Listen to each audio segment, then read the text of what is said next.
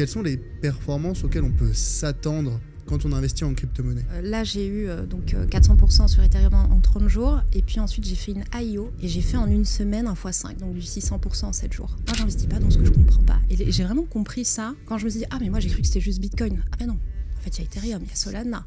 C'est quoi la différence entre Bitcoin? C'est quoi la différence avec les altcoins? C'est quoi la blockchain, en fait? C'est quoi la plus grande idée reçue au sujet des crypto-monnaies? C'est l'argent du banditisme pour les terroristes, que c'est du trading pur et simple, c'est du casino. La réalité, c'est que je me suis intéressée à l'écosystème parce que j'ai eu une somme qui arrivait en un coup sur mon compte. Et je me suis dit, bon, bah, t'as lu Robert Kiyosaki, Père riche, Père pauvre. Tu t'es un petit peu éduqué, tu comprends qu'il y a des actifs, qu'il y a des passifs. Qu'est-ce que j'ai envie d'acheter? En fait, j'ai pas juste envie de dépenser mon argent. Mais en 2021, Solana, il était à 1,5$ en janvier 2021 et en novembre, il était à 251. Je l'ai acheté à 20 €. Enfin, je peux te dire que quand tu vis des choses comme ça, tu te dis, ok, là, je rentre dans un univers. Concrètement, Morgane, comment est-ce qu'on blanchit de l'argent en crypto? La crypto, c'est un peu comme Internet en 1995. Tout le monde en parle, mais très peu comprennent vraiment, et ceux qui s'y forment aujourd'hui seront les leaders de demain. Aujourd'hui, on va plonger dans un univers qui fascine tout autant qu'il fait peur, les crypto-monnaies. Et pour en parler, j'ai invité une des expertes les plus pédagogues du sujet en France, Morgane Rose Nlandu. Tu l'as sûrement déjà vue sur BFM Business, où elle décrypte chaque semaine l'actualité des cryptos. Dans cet épisode, on va tout passer au crible. Comment est-ce qu'elle a découvert la crypto et ce qui l'a fait basculer dedans? On verra les erreurs que font tous les débutants et surtout comment les éviter. Elle nous partagera ses anecdotes les plus folles de ce milieu, arnaques, fortunes, rencontres improbables et surtout, est-ce qu'il est trop tard pour investir aujourd'hui? Si tu veux comprendre enfin la crypto sans jargon et savoir comment y placer tes premiers euros intelligemment, tu es au bon endroit. Bon visionnage. Mais avant de commencer, un court message du partenaire de la chaîne Trade Republic qui enchaîne les nouvelles annonces aujourd'hui avec deux nouveaux produits obligataires, les intérêts fixes et les obligations américaines.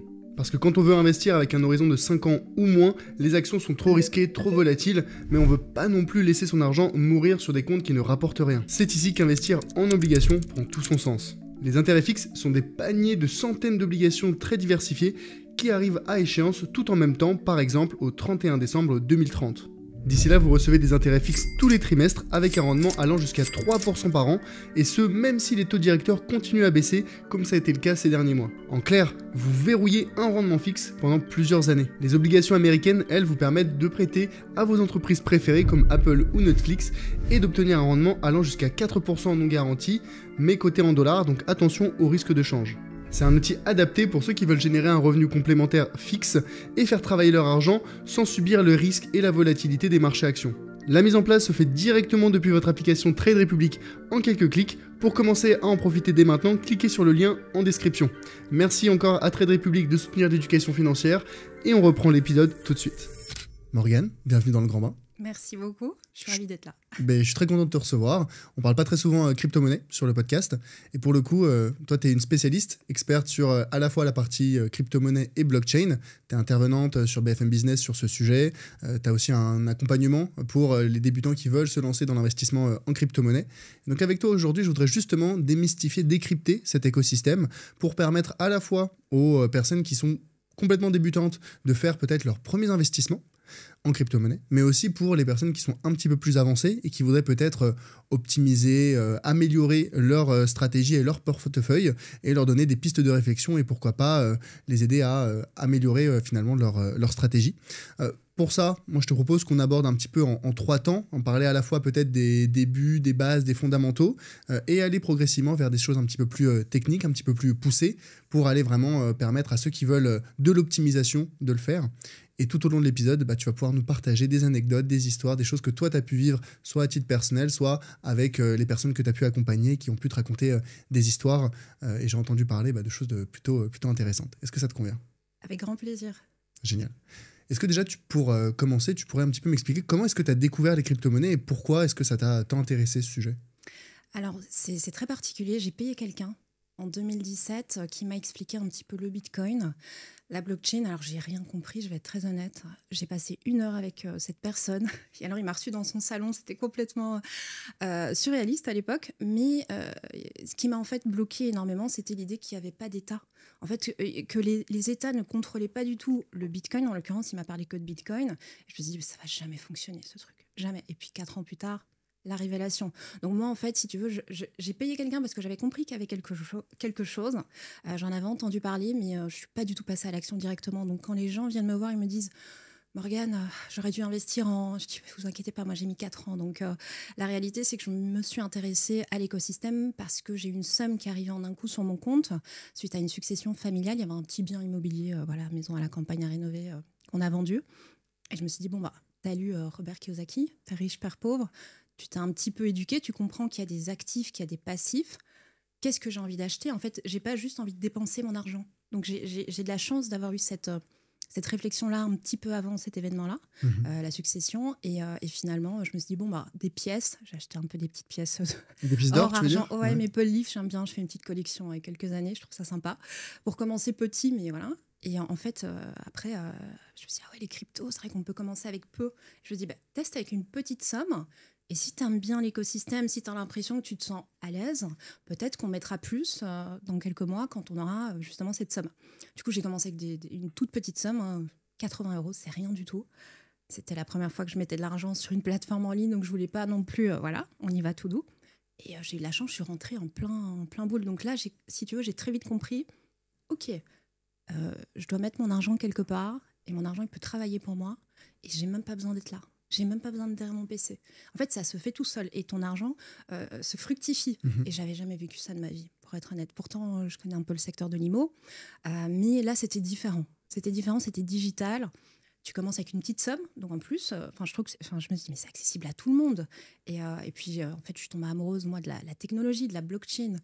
Et du coup, j'ai remis beaucoup plus d'argent, mais parce que j'ai travaillé, si tu veux, ma connaissance du secteur. J'aurais jamais mis plus d'argent si je comprenais pas dans quoi j'investissais, à quoi sert Bitcoin, à quoi sert la blockchain. Et finalement, je suis devenue ce qu'on appelle un peu une évangéliste. À l'époque, c'est comme ça que, voilà. Donc, j'en parlais à tout le monde autour de moi. J'ennuyais tout le monde avec Bitcoin quand il était... je sais même plus. Alors, quand j'ai démarré, il était un peu plus haut, puis C'était il en est quelle descendu. année? Alors, moi, c'était 2021. Okay. Donc, je crois qu'il était, il est vite monté à 30 000, mais il était un peu plus bas au début d'année. Même si on l'a connu à 17 000 quand il est redescendu là, il y a un peu plus d'1 an. Mais ouais, mais non, à l'époque, il valait pas grand-chose. Et effectivement, moi, si tu veux, je me suis dit, bon, bah, j'ai de l'argent investi, donc pour moi-même, moi, j'investis pas dans ce que je comprends pas. Et j'ai vraiment compris ça quand je me suis dit, ah, mais moi, j'ai cru que c'était juste Bitcoin. Ah, mais non. En fait, il y a Ethereum, il y a Solana. C'est quoi la différence entre Bitcoin? C'est quoi la différence avec les altcoins? C'est quoi la blockchain, en fait? Parce qu'en fait, on s'intéresse juste à l'actif de manière spéculative au départ. Et moi, j'étais beaucoup dans la spéculation, hein, très clairement. Puis en fait, on découvre le Graal, si tu veux, c'est la tech aussi qui est derrière, quoi. Donc bref, passionnée, investisseuse. Ouais, donc finalement, tu as découvert ça parce que tu as eu une rentrée d'argent à un instant T. Oui. Tu t'es demandé dans quoi est-ce que je peux l'investir. Oui. Tu avais entendu parler précédemment des crypto-monnaies, plus précisément de Bitcoin. Tu t'es dit, bah, ça peut être intéressant. Tu es arrivé au début du bull run, oui. Donc tu en as profité et ça t'a encore plus intéressé, intrigué et donné envie d'en apprendre plus. Oui. Tu as renforcé tes connaissances et maintenant tu en es devenu une évangéliste. C'est marrant parce que tu disais juste avant, effectivement, tu travaillais dans l'immobilier avant ça. Oui. Donc on a en général les deux piliers du patrimoine, le patrimoine financier, le patrimoine immobilier. Les gens commencent par l'immobilier et souvent la bourse. Les crypto-monnaies, ça vient plutôt en général dans une logique de diversification, dans un second temps. Toi, aujourd'hui, est-ce que tu avais, plutôt à l'époque, déjà investi en bourse ou pas du tout? Pas du tout. Pourquoi? Et quand je dis ça aux gens, ils ouvrent les yeux parce qu'ils ne comprennent pas. En fait, je pense que ça m'a aidé de ne pas avoir, tu sais, le cursus classique boursier. À la limite, l'IMO, voilà, c'est très différent. Mais en fait, j'ai pas eu si tu veux, quand on est habitué à la bourse, c'est vrai que c'est un marché qui est tellement différent des cryptos. En fait, il y a des grosses similitudes, mais il y a quand même des énormes différences. Et donc, finalement, c'est peut-être pour ça que moi, je suis rentrée plus facilement en crypto, que j'ai plus basculé dans cet univers-là, parce que j'avais pas cette habitude d'un marché qui est fermé le week-end, d'une action que tu dois acheter en entier, où il n'y a pas Bon, maintenant, il y a de la fractionnalité sur la bourse aussi. D'ailleurs, sur la blockchain, on en parlera peut-être un peu plus tard. Mais à l'époque, non, moi, j'avais pas toutes ces notions boursières, et je pense que c'est pour ça que, en fait, j'ai appris la finance et l'économie, c'est particulier grâce aux cryptos. C'est vrai que je suis rentrée complètement dans les cryptos, mais l'immobilier m'a aidée parce que je parlais avec beaucoup d'investisseurs. Très jeune, j'ai parlé avec des gens qui avaient beaucoup d'argent et qui investissaient dans l'immobilier, et j'avais compris quand même le concept de avoir un patrimoine. J'avais pas compris exactement dans les faits à quoi ça ressemblait, voilà, exactement, mais je voyais ces gens-là et je me suis dit, ah ouais, d'accord, donc ça dépend pas d'où tu viens ou de ça dépend de ce que toi tu fais avec ton argent et de où tu le mets Et en fait, finalement, ça, je ne sais pas comment t'expliquer. Je pense que j'ai très vite entendu parler de grosses sommes d'argent. Et du coup, le côté investissement, pour moi, il est presque naturel. Et pourtant, j'ai investi très tard. Finalement, quand tu vois mon parcours, j'ai investi super tard, mais j'ai beaucoup appris des autres. En Ouais. fait, j'ai regardé les autres. C'est très bien d'apprendre des autres, mais tu vois, le fait de dire que les marchés boursiers, c'est peut-être un petit peu plus... moins accessible. Tu disais, c'est fermé le week-end. C'est vrai que ça a des contraintes que les marchés crypto n'ont pas. Mais je vois aussi... J'ai changé d'avis maintenant. Je trouve qu'il y a plein de choses positives. Déjà, mais je vois aussi beaucoup de contraintes à l'investissement en crypto-monnaie. Parce que les plateformes d'exchange, c'est souvent un petit peu cryptique. C'est parfois un petit peu compliqué à utiliser. C'est un petit peu moins user-friendly que des néo-courtiers actuels qu'on peut trouver pour investir en bourse où c'est très facile. On a le PEA, le compte titre. En crypto, il y a aussi la dimension fiscalité qui fait très peur aux gens. Donc, ils ne savent pas trop sur quel pied danser, à quelle sauce ils vont être mangés. Donc, finalement, est-ce que c'était pas un peu la méconnaissance des difficultés de la crypto qui ont fait que tu t'es dit « Oh, ça a l'air plus simple ».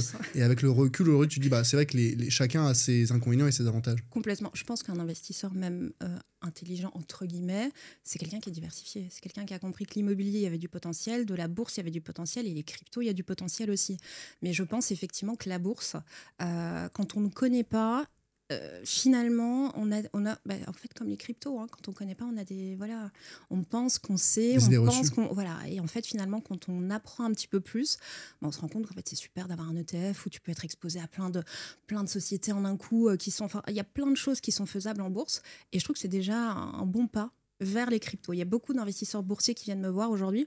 Et je les aime bien. J'aime beaucoup ceux de l'IMO aussi. Parce qu'en fait, ils ont déjà le sens de l'investissement. Alors, il y a des nouvelles connaissances, mais c'est vrai qu'ils ont une bonne base, quoi. Non, aujourd'hui, la bourse m'intéresse un petit peu plus qu'à l'époque. Je suis très crypto, je reste très crypto, mais je pense que générer quelques pourcents en bourse, à un moment, ça a quand même du sens, surtout quand on a un patrimoine qui commence à être plutôt sympa.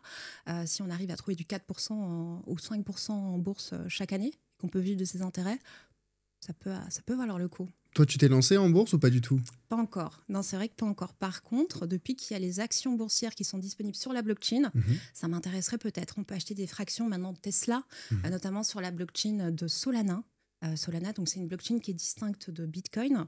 Et en utilisant un portefeuille chaud, par exemple le Phantom Wallet, il suffit d'acheter du Solana et je peux échanger cette crypto-monnaie contre des actions, mais alors pas entières, des fractions d'une action boursière. Et ça, je trouve ça fascinant. Donc on a tokenisé des actions, donc quelqu'un a acheté des actions Tesla, les a fractionnées sur la blockchain et les a mis à disposition et on peut les acheter. Et on peut les acheter 24 sur 24, 7 jours sur 7, c'est la grosse plus-value de la blockchain. Et on peut acheter des toutes petites parties, Nvidia, Tesla. Donc je trouve ça attirant pour quelqu'un comme moi. Je me dis, ça commence à être très intéressant et pourquoi pas commencer à acheter des petites actions. Et puis surtout, on a de plus en plus d'acteurs crypto sur la bourse. On a des sociétés qui sont cotées en bourse, minières, qui vont créer du Bitcoin. On a Coinbase qui est dans le SP500. On a de plus en plus d'acteurs, donc je trouve ça très intéressant, ce pont entre la finance traditionnelle et la finance un peu décentralisée de chez nous. Et ça montre bien qu'il y a il y a quelque chose qui est occupé de se passer. On s'est direct lancé dans des wallet shows et des blockchains Solana et compagnie. Comment est-ce que tu expliquerais Bitcoin à un enfant de 10 ans ? Je lui expliquerai. Alors, les notions qu'a un enfant de 10 ans, c'est finalement l'argent que ses parents vont lui donner. Et je lui dirais, tu vois l'argent que tes parents te donnent quand tu vas acheter un jouet, quand tu vas acheter un jeu, par exemple, souvent, ça va être sous forme de pièces ou de billets. Ça, c'est l'argent classique qu'on utilise, qui est en fait contrôlé par l'État. Le Bitcoin, qu'est-ce que c'est ? C'est en fait l'argent d'Internet, si on veut. Je vais le réduire comme ça pour un enfant de 10 ans. Et la grosse plus-value de cet argent qui est sur Internet, c'est que si je fais une transaction à quelqu'un en Bitcoin, eh bien, ça va se retrouver dans un grand cahier. Et ce grand cahier, en fait, il est ouvert à tous. Tout le monde peut aller regarder ce qui est écrit sur ce cahier. Et il est aussi réparti partout dans le monde. Donc, sur plein d'ordinateurs, on peut aller regarder ce cahier-là. Et ce qui est très beau avec Bitcoin, c'est qu'il n'est pas du tout contrôlé. Alors que la monnaie classique, les billets, l'argent qu'on connaît, la monnaie fiduciaire, on appelle ça, mais je ne le dirais peut-être pas à un enfant de 10 ans, eh bien en fait, c'est contrôlé par l'État. Bitcoin, non seulement il y a une vraie propriété de ce qu'on a, mais en plus, il est aussi extrêmement rare. Donc par exemple, je ferai une analogie avec une carte Pokémon. Voilà, quelque chose qui est extrêmement rare. Et au plus de gens en veulent de cette carte Pokémon, et au plus sa valeur, elle augmente. Bah ça, c'est un peu À la Bitcoin. différence qu'on peut produire d'autres cartes Pokémon, alors que Bitcoin, on ne peut pas en produire des nouveaux. Et en fait, c'est ça. Il y a aussi le fait qu'il est limité, 21 millions. Et donc, c'est ça qui fait sa rareté. Alors que l'argent classique, bon, je vais peut-être pas rentrer dans les notions d'inflation avec un enfant de 10 ans, mais je partirais là-dessus. Ouais, l'argent d'Internet, le fait qu'il n'est pas contrôlé par les banques et le fait qu'il est rare. Qu'il est limité en termes de quantité. Yes. Tu parlais donc de la différence entre contrôlé par l'État ou au contraire décentralisé. Je pense qu'on pourra en reparler plus tard justement dans l'épisode. Je voudrais qu'on parle avec toi des monnaies numériques de banque centrale, parce que c'est un peu ce mélange entre l'État et les crypto-monnaies.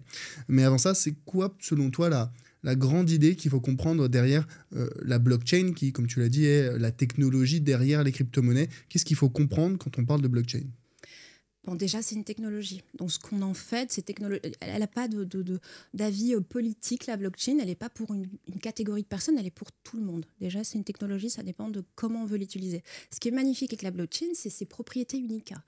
Donc, par exemple, le fait qu'on puisse avoir une traçabilité qui est incomparable. Le fait qu'on puisse avoir une transparence. J'en ai un petit peu parlé avant. Ce cahier qui est en fait distribué et qui est ouvert à tous et qui est décentralisé. Voilà, je ne l'ai pas dit pour le petit jeune de 10 ans, mais il y a une décentralisation. Et c'est la blockchain qui rend tout ça possible. Le côté pair à pair, le fait que toi et moi, on puisse échanger de l'argent 24 sur 24, 7 jours sur 7, sans dépendre d'une banque, d'un intermédiaire, un tiers de confiance, ça c'est quand même assez révolutionnaire. Toutes les propriétés en fait que permettent aujourd'hui la blockchain fait qu'elle devient, je trouve, quelque chose qui aura un impact dans la société qu'on connaît. On le voit de plus en plus, mais je pense dans les années à venir encore plus. C'est quoi les utilisations qui sont faites aujourd'hui de la blockchain, mis à part être le support des crypto-monnaies peut-être? Par exemple, au niveau de la traçabilité, si tu veux avoir une idée des aliments que tu vas manger, par exemple, il y a Carrefour, ils ont fait une traçabilité sur certains de leurs aliments, le poulet notamment d'Auvergne, si je ne me trompe pas. Okay. Donc il y a de plus en plus de use cases, on appelle ça donc des cas concrets d'usage, où en fait on utilise les propriétés de la blockchain. Donc là, il y a la traçabilité, il y a tout ce qui est supply chain. Donc quand tu veux savoir un vêtement, qu'est-ce qu'il y a dans mon vêtement, par où il est passé, etc. Eh bien, tu as des marques de luxe qui commencent à s'intéresser aussi pour prouver qu'elles essayent d'être équitables, etc. Donc, tout ce qui en fait demande une transparence, une immuabilité aussi. Donc, si tu souhaites qu'une donnée ne soit pas modifiée, par exemple au niveau des diplômes, tu as des pays qui sont très intéressés aujourd'hui d'être sûr que la personne ne ment pas sur son diplôme. Et bien utiliser la blockchain pour pouvoir avoir une vérification que cette personne a bien reçu son diplôme dans cette université tel jour à telle heure, ça c'est possible dans la blockchain. Pourquoi ? Parce que tout ce qui est écrit ne peut pas être modifié. Et ça, c'est encore une grosse propriété de la blockchain. En fait, tu as plein de cas d'usage, le peer-to-peer, le fait qu'on peut se faire des paiements sans forcément avoir un intermédiaire pour les commerçants. À Cannes, par exemple, David Lisnard, c'est le maire de Cannes, cet été, il a décidé qu'il allait faire une séance d'infos pour expliquer à plus de 400 commerçants cannois comment recevoir des cryptos. Eh bien, ça a eu un succès fou. Recevoir des paiements en crypto ? Paiements en crypto. Pourquoi ? Parce qu'en fait, ça enlève un intermédiaire qui peut être Mastercard, Visa ou autre, et qui prennent des pourcentages, évidemment. En fait, c'est ça le problème d'un intermédiaire, c'est que ça demande plus de temps. Donc, il y a moins de délai pour le paiement qui doit arriver chez moi, plutôt que si je dois attendre que le tiers fasse le paiement pour moi, et puis surtout, je ne dois pas payer des frais. Donc, même dans ce sens-là, il y a des avantages qui sont super intéressants. Donc, j'ai plein de cas d'usage dans la médecine aussi. Dans la médecine, ça commence à être bien utilisé, la blockchain, que ce soit au niveau du data des patients, parce qu'en fait, si tu veux, il y a les hackers, ils sont super intéressés par les données sensibles. Et une forme de données sensibles, c'est les données en fait des patients. De santé, oui. Complètement. Et une fois qu'ils arrivent à hacker un gros hôpital, CHU en France, ils font en fait du chantage. Et il y en a de plus en plus. On sous-estime combien de cas il y a eu. Chez nous, en Belgique, il y en a énormément, mais je pense qu'en France... Et du coup, là, la blockchain permettrait quoi ? De sécuriser ces informations ? Oui, et de vérifier aussi qu'il n'y a pas de fuite. En fait, si tu veux, c'est d'un point de vue de la sécurité, de la décentralisation. On ne dépend plus d'un serveur. Donc, c'est-à-dire que quand il y a une centralisation, il y a une faille possible, puisqu'il y a un point d'entrée. Je suis décentralisée, il y a plein d'ordinateurs qui vont sécuriser en fait le point d'entrée. Donc même si un ordinateur est corrompu, les autres ne le sont pas forcément. Et ça, c'est un gros avantage d'un point de vue de la sécurité quand on utilise une blockchain qui est décentralisée. Parce que certaines blockchains ne sont pas peuvent être aussi fermées. Ça peut paraître un petit peu paradoxal quand on pense à la centralisation où on se dit je vais sécuriser cette unité centrale et une fois qu'elle est sécurisée, il n'y a aucun souci. Alors que la décentralisation, si jamais j'ai des ordinateurs, par exemple, en dehors de mes locaux, bah, je pourrais me dire qu'il y a plus de risques que cet ordinateur-là il se fasse pirater. Alors, c'est pas forcément la localisation, c'est plus, si tu veux, nous, en fait, en tout cas sur la blockchain, je vais prendre l'exemple de Bitcoin. Il y a énormément de nœuds. Un nœud, qu'est-ce que c'est? C'est un ordinateur qui est en fait toute la blockchain et qui va aider à sécuriser le réseau. Parce que j'ai plus de des milliers et des milliers d'ordinateurs qui sécurisent un réseau, en fait, la probabilité que le réseau s'écroule, elle est minime, enfin, elle se réduit. Au plus il y a de participants, c'est la loi de Metcalfe, au plus il y a de participants à un réseau, et là du coup c'est des participants qui aident en plus à sécuriser ce réseau. C'est pour ça que Bitcoin est autant aimé, c'est parce qu'il est décentralisé au maximum, il est sécurisé au maximum. C'est-à-dire que la puissance qu'il faudrait pour pouvoir hacker Bitcoin, elle est... Bah en fait, il faudrait détenir, moi de ce que j'avais compris, il fallait détenir plus de la moitié des jetons en circulation. Oui, les 51%.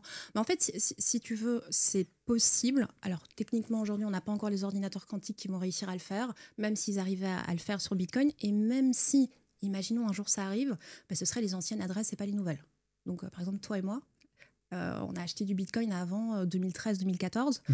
Non, mais ceux qui ont acheté avant, il y a des anciennes adresses qui pourraient être sujettes à ce type d'attaque. Mais comment ça se fait? Parce qu'il y a eu des changements au niveau de la sécurisation des adresses? Alors, une blockchain, tu as des mises à jour qui sont faites sur une blockchain. Et notamment sur le Bitcoin, il y a eu de grosses mises à jour qui ont eu lieu.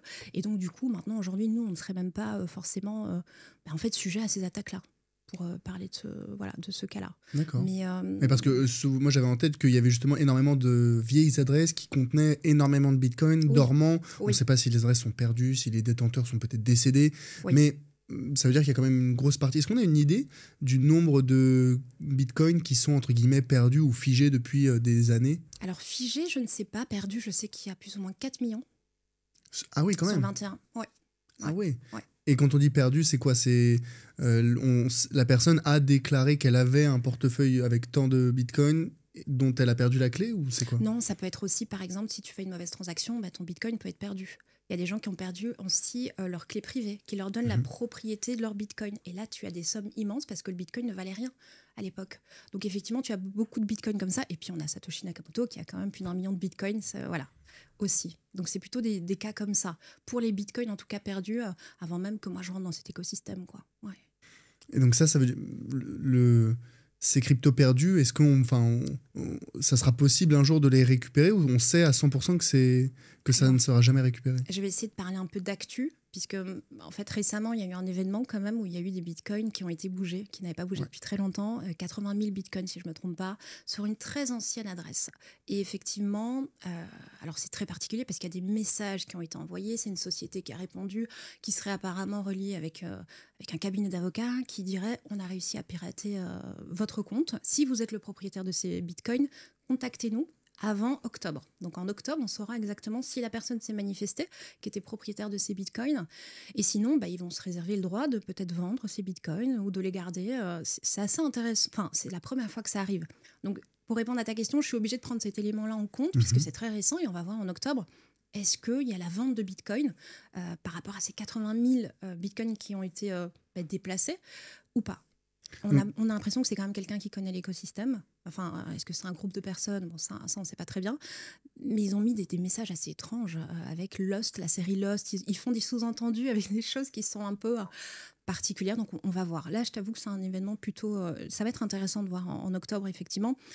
Parce que si ça s'avère qu'il y a une vente, s'ils deviennent propriétaires de ces bitcoins et qu'effectivement, ils commencent à les vendre, ça peut ouvrir la brèche, effectivement, à d'autres anciens wallets. Mais alors, quelqu'un qui a récupéré ces bitcoins, est-ce que légalement, il a le droit de les revendre et de récupérer le capital? Alors, c'est exactement la question que se pose la communauté. Eux, ils sont partis d'une loi qui est pas du tout crypto, hein, voilà, en disant il y a le droit de, quand quelqu'un ne se manifeste pas dans les X temps, je peux devenir propriétaire, par exemple, je crois qu'en immobilier, ou je sais plus exactement c'était quel domaine qui était concerné, mais ils ont utilisé une loi qui venait d'un autre secteur d'investissement, et ils l'ont appliquée en fait aux cryptos, en disant on vous donne une date X, et si vous vous manifestez pas, les bitcoins nous reviennent. Également, en fait, il y a un tel flou de manière générale dans cet écosystème. Comme dans la législation, quand il y a prescription, en fait. Exactement. C'est un petit peu ça. Je crois que quand tu habites, alors je ne sais pas si en France c'est pareil, 20 ans quelque part et que personne ne vient, ça devient ta maison. Ah oui, Oui. Okay. Ouais, Il y a des ça. concepts comme ça en IMO et je crois qu'ils sont partis de quelque chose comme ça. Donc Voilà. il y a aussi ça pour des crimes. Hein. Si jamais t'es pas condamné ou t'es pas reconnu coupable pendant, je sais pas si c'est 20 ans, 30 ans ou autre, Ah oui. bah pareil, en fait, Oui. les charges sont perdues, sont abaissées, quoi. C'est vrai. Ouais, Bah, ouais. du coup, tu vois, oui. C'est quoi la plus grande idée reçue au sujet des crypto-monnaies pour... Il y a plein de particuliers qui en entendent beaucoup parler, que ce soit Bitcoin ou plus généralement de l'ensemble de l'écosystème. Il y a plein d'idées reçues. C'est quoi la principale selon toi ? Que c'est l'argent du banditisme pour les terroristes, que c'est du trading pur et simple, c'est du casino, que tout ça, pour moi, c'est des idées préconçues qui sont fausses. Et j'aime bien expliquer ça et démystifier tout ça en conférence, ou voilà, même lors de ce podcast, parce que c'est pas que ça, et c'est une minorité. Et puis je veux dire, l'argent est utilisé en euros et en dollars aussi pour le terrorisme ou pour cela. Enfin, je veux dire, à un moment, à partir du moment où les cryptos sont nés, on a trouvé toutes les manières, si tu veux, je pense, de trouver tout ce qui n'allait pas. Parce que c'est tellement nouveau et tout ce qui est nouveau fait peur, tout ce qui est tout ce dont on n'a pas l'habitude, finalement, on va vite le rejeter quand même. Il faut être honnête et je pense que c'est ça qui se passe avec les cryptos aussi, alors qu'en réalité, la blockchain qui est derrière, c'est magnifique, c'est une technologie qui est incroyable. Le Bitcoin, il faut bien le scinder des cryptos, c'est pas la même chose, c'est la toute première, elle a vraiment ses propriétés propres. Puis on a les cryptos actifs, le marché. Donc déjà, quand on dit crypto, on parle de quoi ? Parce qu'en fait, c'est hyper vaste comme terme. Et ça, les gens ne réalisent pas. Quand ils nous parlent de ça, ils pensent qu'ils nous posent une question. Mais en fait, nous, on a tellement une notion qui est large de cet écosystème que c'est compliqué parfois de pouvoir répondre à quelque chose parce que ça dépend de quelle crypto on parle, ça dépend de quel axe on parle. Et donc moi, je pense que les idées préconçues, en tout cas principales pour répondre à ta question initiale, c'est vraiment cette notion que c'est que l'argent pour faire du mal ou pour acheter des choses qui sont illégales, etc. Pas du tout. C'est aussi un moyen d'être plus libre. Alors que justement, tu expliquais avant que l'une des caractéristiques principales de la blockchain, c'était la transparence. Exactement. Comment est-ce qu'on explique cette image de banditisme alors que la technologie sous-jacente, elle prône, elle met en avant, elle sécurise la transparence ? Mais, je pense que c'est par exemple quand il y a un vol en Bitcoin. C'est souvent en Bitcoin quand même si ça commence maintenant. Et qu'en fait, on récupère les cryptos à un moment. Ou que ça ne se passe pas comme les arnaqueurs ont voulu que ça se passe, c'est là qu'ils comprennent en fait que ça n'a pas de sens, qu'il y a une traçabilité. En fait, tous les bitcoins, on peut les tracer, on sait d'où ils viennent, on voit, ils passent d'un point A à un point B, à un point C, surtout si après ils veulent repasser sur leur banque classique pour ressortir de l'argent. Enfin, je veux dire, nous, on a une visibilité sur tout. Comment est-ce que ça se fait ? De nouveau, ce que j'avais expliqué pour le petit de 10 ans, c'est ce cahier qui est ouvert. Grand registre. Qui est ouvert et qui est distribué en fait partout. Et tout le monde peut aller voir ce qui se passe. Et c'est ça qui est beau, c'est qu'en fait, on est tous mis sur un pied d'égalité chez nous. Et du coup, comment expliquer alors que c'est utilisé par certains bandits, si jamais c'est aussi transparent comme... Concrètement, Morgane, comment est-ce qu'on blanchit de l'argent en crypto ? Je ne l'ai jamais fait. Je n'ai aucune idée. Vraiment, j'ai aucune idée. Je pense pas, honnêtement, j'ai déjà des gens qui sont venus, qui m'ont demandé...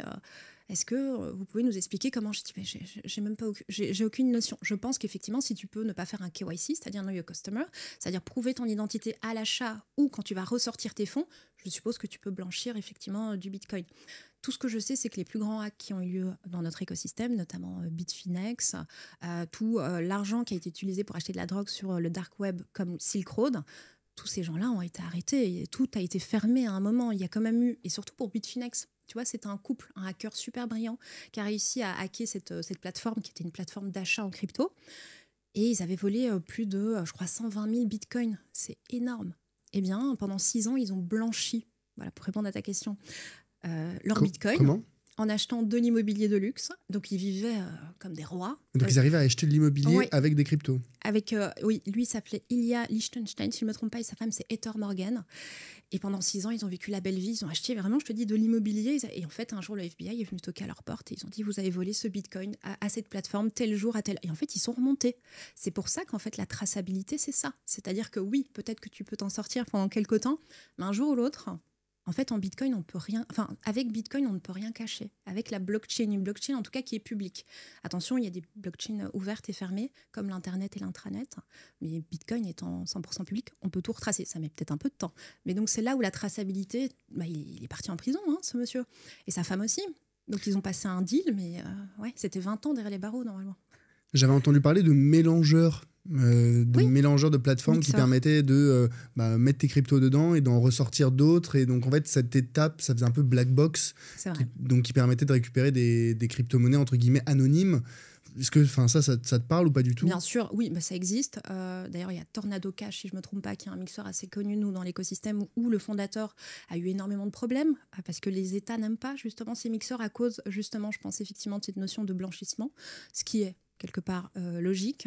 Après, il y a une forme de liberté quand même qui est prônée dans notre écosystème, et du coup, si on veut avoir une liberté individuelle à son maximum, ce genre de mixeur rentre aussi dans le côté liberté. Malheureusement, ça peut être, de nouveau, c'est une technologie, c'est un outil, ça peut être utilisé par des bonnes personnes, tout comme ça peut être utilisé par des mauvaises personnes, tout comme l'euro ou le dollar. C'est quoi l'intérêt d'un mixeur à part faire du blanchiment? En fait, ce serait par exemple, si j'ai acheté du Bitcoin en 2013, en 2014, ça ne valait rien. Et aujourd'hui, si j'ai envie de déplacer mon Bitcoin, mais que j'ai pas envie que les gens sachent ce que je fais et où je vais le mettre, pour qu'il n'y ait pas cette traçabilité effectivement que tu peux avoir, je vais peut-être utiliser, je pense, un mixeur. Personnellement, j'en ai jamais, utilisé. C'est pour ça que j'ai pas trop d'exemples concrets. C'est plus ce que moi j'ai entendu dans l'écosystème, mais effectivement, ce serait pour avoir une forme de confidentialité. Voilà, pour les gens qui sont très privacy. Tout comme tu as des blockchains qui sont spécialisés sur la privacy. Monero, d'ailleurs, ces blockchains ont beaucoup de problèmes en ce moment avec les États. En fait, c'est ça un petit peu le problème. C'est que la limite est entre ceux qui veulent être simplement libres et ceux qui veulent utiliser ces outils ensuite pour faire des choses, pour ne pas avoir de problème, c'est compliqué. C'est compliqué. Ouais, dès que tu as une potentielle utilisation de ta technologie qui peut servir à du blanchiment, de la contrebande, bref, du côté négatif, tu vas avoir des soucis avec les États qui, eux, cherchent à protéger les épargnants et les particuliers, quoi. Exactement. Comment on a bien parlé là de la technologie, le Bitcoin, on a compris qu'il y avait d'autres crypto-monnaies également. Concrètement, comment est-ce qu'on gagne de l'argent avec des crypto-monnaies ?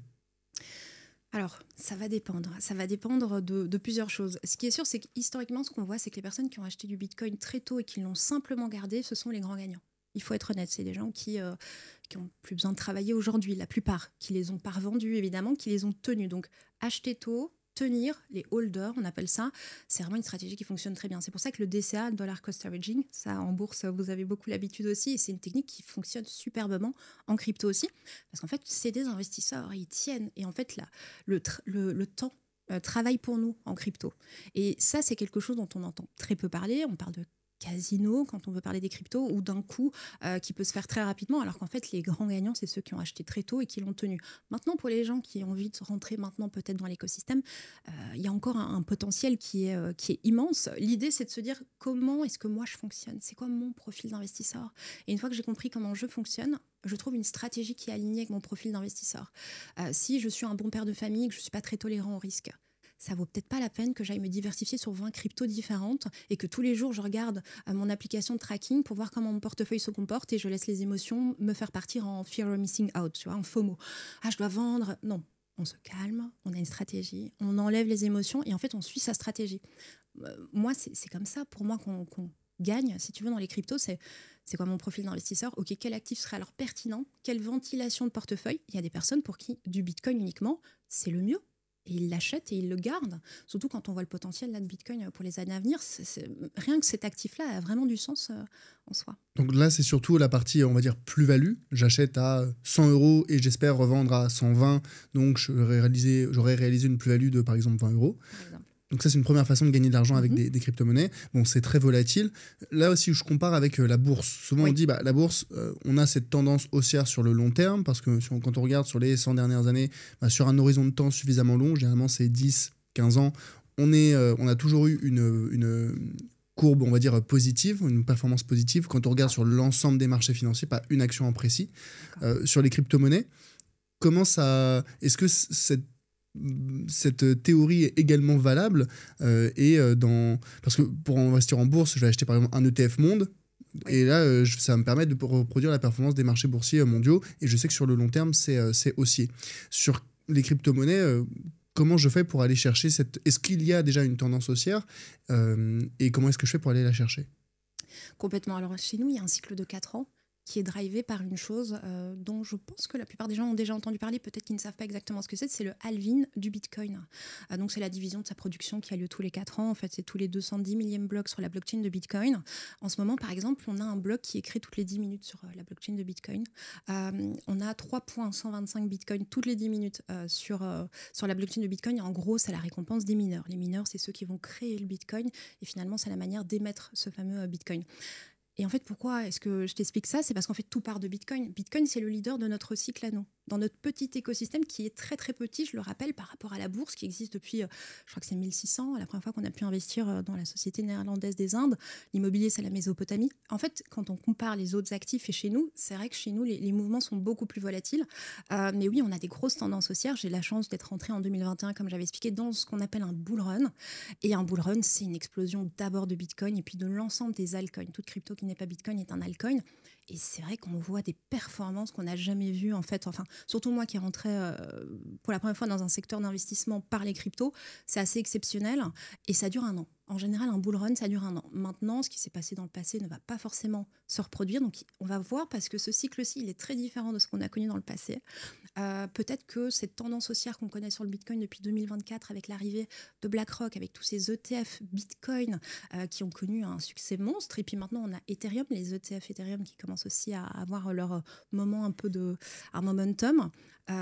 Ça a drivé le marché. Bitcoin a franchi les 100 000, puis ensuite on a eu l'élection de Donald Trump, on est parti encore au-dessus, et récemment on a connu un dernier atterrage de 124 500 $, ce qui est super. Peut-être que ce n'est pas la fin, Et pourquoi c'est important? Parce qu'une fois que Bitcoin a eu cette envolée-là, on sait que Ethereum, à un moment, en tout cas historiquement, commence à monter, et c'est le cas aussi, puisqu'Ethereum a connu aussi son petit ATH la semaine passée. Donc, je ne sais pas quand le podcast va sortir, mais on a été touché les 4 950 $, ce qui est super pour quelqu'un comme moi. Ça fait 4 ans que j'ai du Bitcoin, donc on est tous en plus-value, et ça, c'est génial.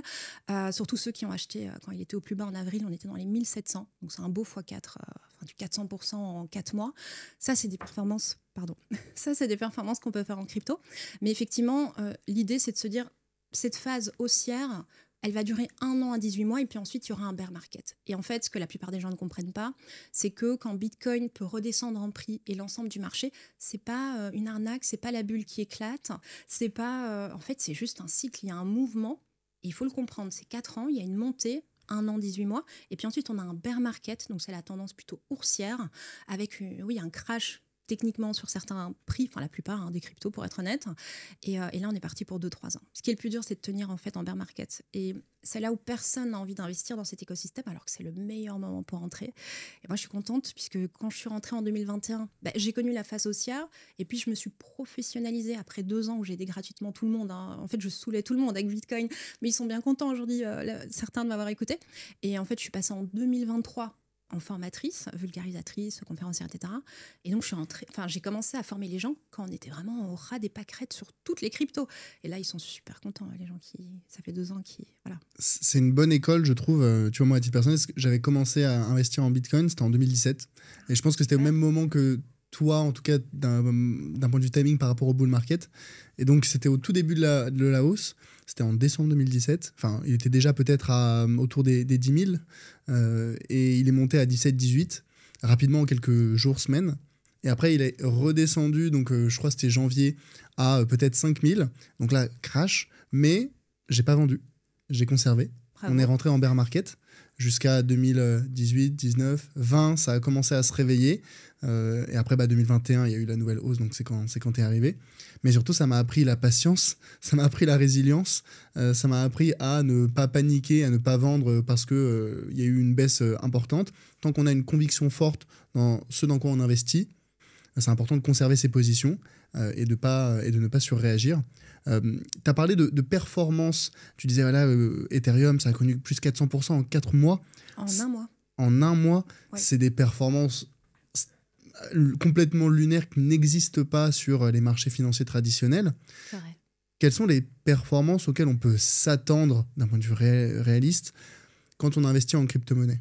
par exemple, je vais partir de mon cas à moi. Là, j'ai eu 400% sur Ethereum en 30 jours. Et puis ensuite, j'ai fait une IEO, Initial Exchange Offering. Donc en gros, tu as des plateformes crypto qui te permettent de te positionner très early sur des cryptos qui ne sont pas encore sur les grosses plateformes, qui ne sont même pas des fois disponibles ailleurs que sur cette plateforme. Et j'ai fait en une semaine un x5, donc du 600% en 7 jours. C'est quoi ce exchange Alors, initial offering? En fait, c'est n'importe quel exchange. Enfin, pas tous les exchanges le proposent, mais tu as des exchanges qui te permettent avec les launchpads, donc c'est des catégories. Il faut regarder si l'exchange que vous utilisez le propose. C'était un peu plus populaire en 2021, mais il y en a encore. Et en fait, ça te permet d'acheter des petits projets early, mais c'est pas des plateformes très connues. Hein. C'est des toutes petites plateformes. D'ailleurs, je la connaissais pas. J'ai été juste pour acheter cette crypto-là sur cette plateforme. Et oui, ça, c'est une performance que tu peux faire quand tu te positionnes assez early sur certains projets. Maintenant, tu as parlé d'Ethereum qui a fait la performance que je t'ai dit, mais en 2021, Solana. Alors moi, là, il était à 1,5$ en janvier 2021, quand je suis rentrée, quoi. Et en novembre, il était à 251. Non, je l'ai acheté à 20€. Enfin, je peux te dire que quand tu vis des choses comme ça, tu te dis, OK, là, je rentre dans un univers déjà qui est passionnant, parce que moi, j'aime bien être challengée intellectuellement, et la blockchain, il n'y a pas plus challengeant pour comprendre tout cet écosystème, etc. Donc, j'ai eu beaucoup de chance d'avoir cet appétit de vouloir comprendre sans être codeuse. Hein. Je ne fais pas de smart contract, mais je comprends la technologie, et c'est ça le plus important quand on investit. Et en plus, mon argent, il travaille mais super vite. Donc, c'est pas comme l'immobilier avec les gens que je voyais qui revendaient après quelques années. Enfin, c'est quelque chose qui, en 5 ans, là, on peut peut-être faire quelque chose de très sympa. Et je l'ai vu très vite, ça, par contre. Ça, c'est à force d'avoir été entourée quand même d'investisseurs et d'entrepreneurs très, très jeunes. Ouais. Il y a des performances potentielles qui sont colossales, mais derrière, on a aussi en bull run. Et derrière, on a aussi des chutes qui peuvent être un peu vertigineuses. La chute, c'était juste après. C'est ça. C'est-à-dire que donc là, Solana, tu disais, c'est passé de 2$ à 200, et ensuite, c'est redescendu à combien? Je ne sais plus jusqu'à combien il est. À un moment, j'ai stabilisé. Donc, ce que tu peux faire, par exemple, quand tu vis une grosse chute, soit tu tiens tes positions, et tu as tout à fait raison, parce que tu as une conviction, notamment sur les grosses cryptos, type Bitcoin. Moi, je restais que sur Bitcoin, même à un moment. Mais tu peux aussi, on a un grand privilège aujourd'hui, c'est d'avoir des stablecoins qui sont... Qu'est-ce que c'est un stablecoin? C'est une crypto qui n'est pas volatile, comme un Bitcoin, comme un Ethereum ou un Solana. Et en fait, ces cryptos-là, elles sont liées à des monnaies fiduciaires, à, par exemple, le dollar, l'euro, l'or. Et ça, c'est génial parce qu'en fait, ça nous permet de rester sur la blockchain. Donc, il n'y a pas de vente, parce que je rappelle qu'en France, tu as la flat tax, la taxation. Quand tu fais une vente de crypto, 30%. Et en stablecoin, je peux, par exemple, prendre une partie de mes profits. C'est aussi une option pour certaines personnes. Quand on sort de la tendance haussière, c'est de pouvoir stabiliser en stablecoin. Toujours possible de passer en euros aussi. Sinon, Bitcoin, ça peut être bien de repasser en Bitcoin aussi. Le rêve, ça serait techniquement d'acheter pendant, tu disais, le bear market, donc la période baissière ou à minima très flat, très neutre, de profiter de la hausse avec le bull market et, dans un monde parfait, encore une fois, au plus haut du bull market, transférer ou convertir ces crypto-monnaies vers des stablecoins qui, elles, sont non volatiles, d'attendre le prochain crash et ensuite de recommencer à acheter des nouvelles, à nouveau ces crypto-monnaies. C'est une stratégie qui peut être très redoutable, oui. Et alors, comment on fait pour savoir si on est au plus haut du bull market ou pas? C'est la question que tout le monde se pose, et c'est vrai que même nous, on ne sait jamais jusqu'où va monter le Bitcoin ou l'Ethereum. On a des estimations, on a aussi des signes, c'est-à-dire si on a une très bonne nouvelle sur la blockchain de Bitcoin, la blockchain d'Ethereum, on sait que ça peut avoir un impact sur le prix, mais on peut avoir des très bonnes nouvelles sur des projets, il ne se passe rien, parce que Bitcoin n'a pas... En fait, le leader, c'est Bitcoin. Tant que Bitcoin n'a pas bougé, là, on a la chance que Bitcoin a eu des très beaux moments. Et là, Ethereum commence, donc on sait que les altcoins pourraient aussi commencer. Là, par exemple, tu vois, on a une configuration, alignement des planètes, qui nous dirait que effectivement là, c'est possible. Voilà, si on a un petit projet qui est lié surtout, par exemple, à Ethereum, ou toute la DeFi, la finance décentralisée, tout ce qu'Ethereum a permis finalement, là, c'est quand même pas mal. Mais avant ça, et le macro, il faut être honnête, le macro joue aussi. En fait, si je dézoome, tu as les altcoins, Ethereum au-dessus qui est le leader des altcoins, tu as Bitcoin qui est le leader de tout notre secteur. Et puis, on a les annonces macroéconomiques type Trump, des nouvelles lois, la régulation, tout ce qui se passe. L'arrivée des institutionnels. L'arrivée des institutionnels, BlackRock. Il suffit maintenant qu'on ait JP Morgan, la banque qui était quand même très contre et qui aujourd'hui dit qu'ils ont envie de créer leur stablecoin. Ils sont très ouverts à faire des prêts hypothécaires maintenant sur les ETF, je pense, Bitcoin, Ethereum, peut-être même à un moment directement avec ceux qui ont des cryptos. Enfin, Je veux dire, on arrive quand même sur... ça, c'est des bonnes nouvelles et ça nous impacte. Donc effectivement, comment savoir où j'en suis dans le cycle? L'halving, la date exacte de l'halving. Donc moi, je le sais, c'était mon anniversaire, le 19 avril, enfin le lendemain, le 20 avril 2024 du coup. Et 4 ans après, normalement, c'est le prochain cycle. Donc ça nous donne aussi une date un peu certaine, le halving, de se dire, bon, bah, normalement, 4 ans plus tard, on a un prochain halving, c'est-à-dire de nouveau une division de la production de Bitcoin en deux, donc c'est-à-dire 2028, puisque ça a eu lieu en 2024. Quand est-ce que le Bitcoin va commencer peut-être à descendre? Quand est-ce que le marché... Et là, on sent qu'on part vers un bear market. Et en fait, après, tu auras de nouveau, théoriquement, une remontée quand on aura de nouveau eu le halving de 2028. Prochain cycle, peut-être 2029. Donc en fait, on a une baisse constante jusqu'au halving et à partir du halving, on a une hausse. Enfin, c'est quoi? Le halving marque le début du bull market ou la fin du bull market? Alors normalement, c'est le début. Ce qu'on a eu, et c'est pour ça que ce cycle est extraordinaire, c'est qu'on a eu, si tu veux, pour la première fois avec ces institutionnels qui sont arrivés sur l'écosystème, un ATH, donc c'est-à-dire un sommet historique sur Bitcoin, avant le halving. En général, on a le halving, on a un ATH sur Bitcoin, puis on a plein d'ATH sur tous les altcoins. Ce cycle est différent. Est-ce que ce cycle va perdurer plus longtemps que les autres? Je suis occupée de me poser la question. Le halving, il ne va pas bouger. C'est écrit dans le code de Bitcoin, c'est comme ça, tous les 4 ans, tous les 210 millièmes blocs, il y aura la division par 2. Par contre, nous, les faits, avec la macroéconomie, toute la finance traditionnelle qui s'intéresse à notre écosystème, à toutes ces entreprises qui sont cotées en bourse, qui achètent aussi du Bitcoin et maintenant qui achètent de l'Ethereum, en fait, c'est plus des petits joueurs, c'est des institutionnels qui viennent à coups de milliards. Est-ce que ça n'aura pas un impact? Et peut-être que les prix vont Enfin, cette montée, elle pourrait peut-être être plus longue qu'habituellement. Il y a des gens qui pensent qu'on pourrait partir dans un super cycle. Et donc, de même plus avoir cette grosse baisse et juste peut-être se stabiliser. Et petit à petit, donc ça va être très intéressant d'observer. Je ne peux pas dire exactement qu'est-ce qui va se passer. Historiquement, c'est 4 ans. Une belle montée, une chute. Donc, préparez-vous à la chute au cas où. Parce que c'est bien d'avoir des montées, mais il faut se préparer à la chute aussi. Et on peut le faire. Aujourd'hui, on a des outils pour. Et puis ceux qui ont des convictions, ils tiennent simplement leur position, ils attendent. C'est le mieux que vous puissiez faire. La plupart du temps, c'est ne même pas regarder et vous ouvrez votre portefeuille dans 5 ans, dans 4 ans. De ce que j'en avais compris, justement, l'arrivée des institutionnels en 2024, ça a créé un afflux entrant de milliards de dollars dans cet écosystème, donc qui ont, notamment avec BlackRock et les ETF crypto de ETF Bitcoin de BlackRock, oui, acheté énormément de ces, qui ont investi dans ces produits-là, donc ça a tiré vers le haut la demande de Bitcoin, donc le prix, par mécanisme de l'offre et de la demande. Donc on a eu un ATH, un all-time high, donc un plus haut historique, plutôt que le halving. Donc oui, on parle de ça, BlackRock, c'était je crois, vers début 2024. Voilà. Le 12 janvier, si je ne me trompe pas. Et donc 4-5 mois plus tard, on a eu le halving, sauf que vu qu'on avait déjà eu cette méga hausse, on va dire, de Bitcoin, en début 2024, avec l'arrivée des institutionnels, on n'a pas eu cette nouvelle hausse avec l'ATH, enfin avec le halving, pardon. Et donc, ça fait poser des questions sur est-ce que les schémas qu'on avait pu connaître en 2013, en 2017, en 2021, ils vont se répéter à l'avenir. Et finalement, moi, de ce que j'en comprends aussi, c'est qu'on va plutôt on va tendre vers une corrélation de plus en plus forte entre les marchés boursiers et les crypto-monnaies, avec finalement, ça sera moins volatile à la baisse, mais ça sera aussi moins volatile à la hausse. Et quand on regarde aujourd'hui la corrélation entre l'évolution du cours du Bitcoin et l'évolution du cours du S&P 500, donc les actions américaines, c'est de plus en plus proche, quoi. Moi, ce que j'ai remarqué quand je regarde les charts, c'est surtout aussi la charte du Nasdaq. Les valeurs oui, tech et le Bitcoin, des fois, tu mets les charts et tu vois des similitudes. Donc complètement, 100% d'accord avec ce que tu viens de dire. Et je pense que c'est là où on a l'impression qu'on va dans cette direction-là, complètement. J'avais regardé sur les 15 dernières années, Bitcoin, c'est en performance annualisée, c'est environ 100% de performance annualisée, contre... Quand on compare avec le S&P 500, qui reste l'indice de référence pour les actions internationales américaines, c'est 15% sur les 15 dernières années, ce qui est quand même excellent, mais on est quand même très loin du Bitcoin.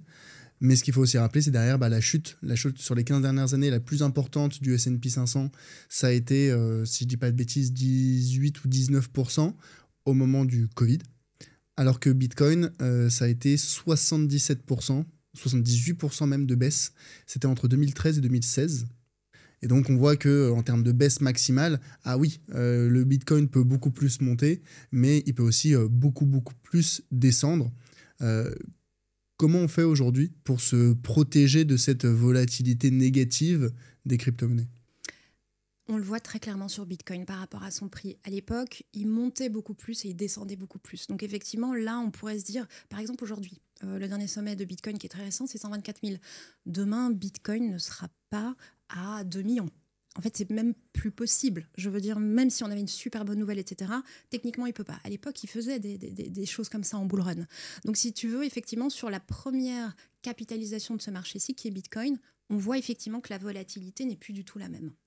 Sur un Ethereum, on va encore le sentir, parce qu'il n'a pas encore eu, je pense, son plein, sa belle envolée réellement. Et le reste du marché est encore beaucoup plus jeune. En fait, c'est une question aussi de maturité. Le Bitcoin est beaucoup plus mature parce qu'on a les institutionnels depuis 2024. Donc, on a un marché à coups de milliards avec des institutionnels qui sont rentrés et qui font qu'on n'aura plus effectivement cette volatilité dont tu parles. Et on le voit très clairement. Par contre, est-ce que c'est une mauvaise chose ? Moi, c'est ça que je me pose la question en tant qu'investisseuse. Pas forcément. Pas forcément. Sur le long terme, moi, je suis toujours très optimiste, en tout cas sur Bitcoin. Et au contraire, ça peut même être rassurant pour certaines personnes qui vont rentrer dans le marché et vont se dire, Bitcoin, il était à combien il y a quelques mois ? Il est toujours... finalement, il y a une forme de... Je pense que ça peut être rassurant. Un actif qui est trop vers le haut, vers le bas. Alors moi, j'aime beaucoup la volatilité. Je suis dans les cryptos.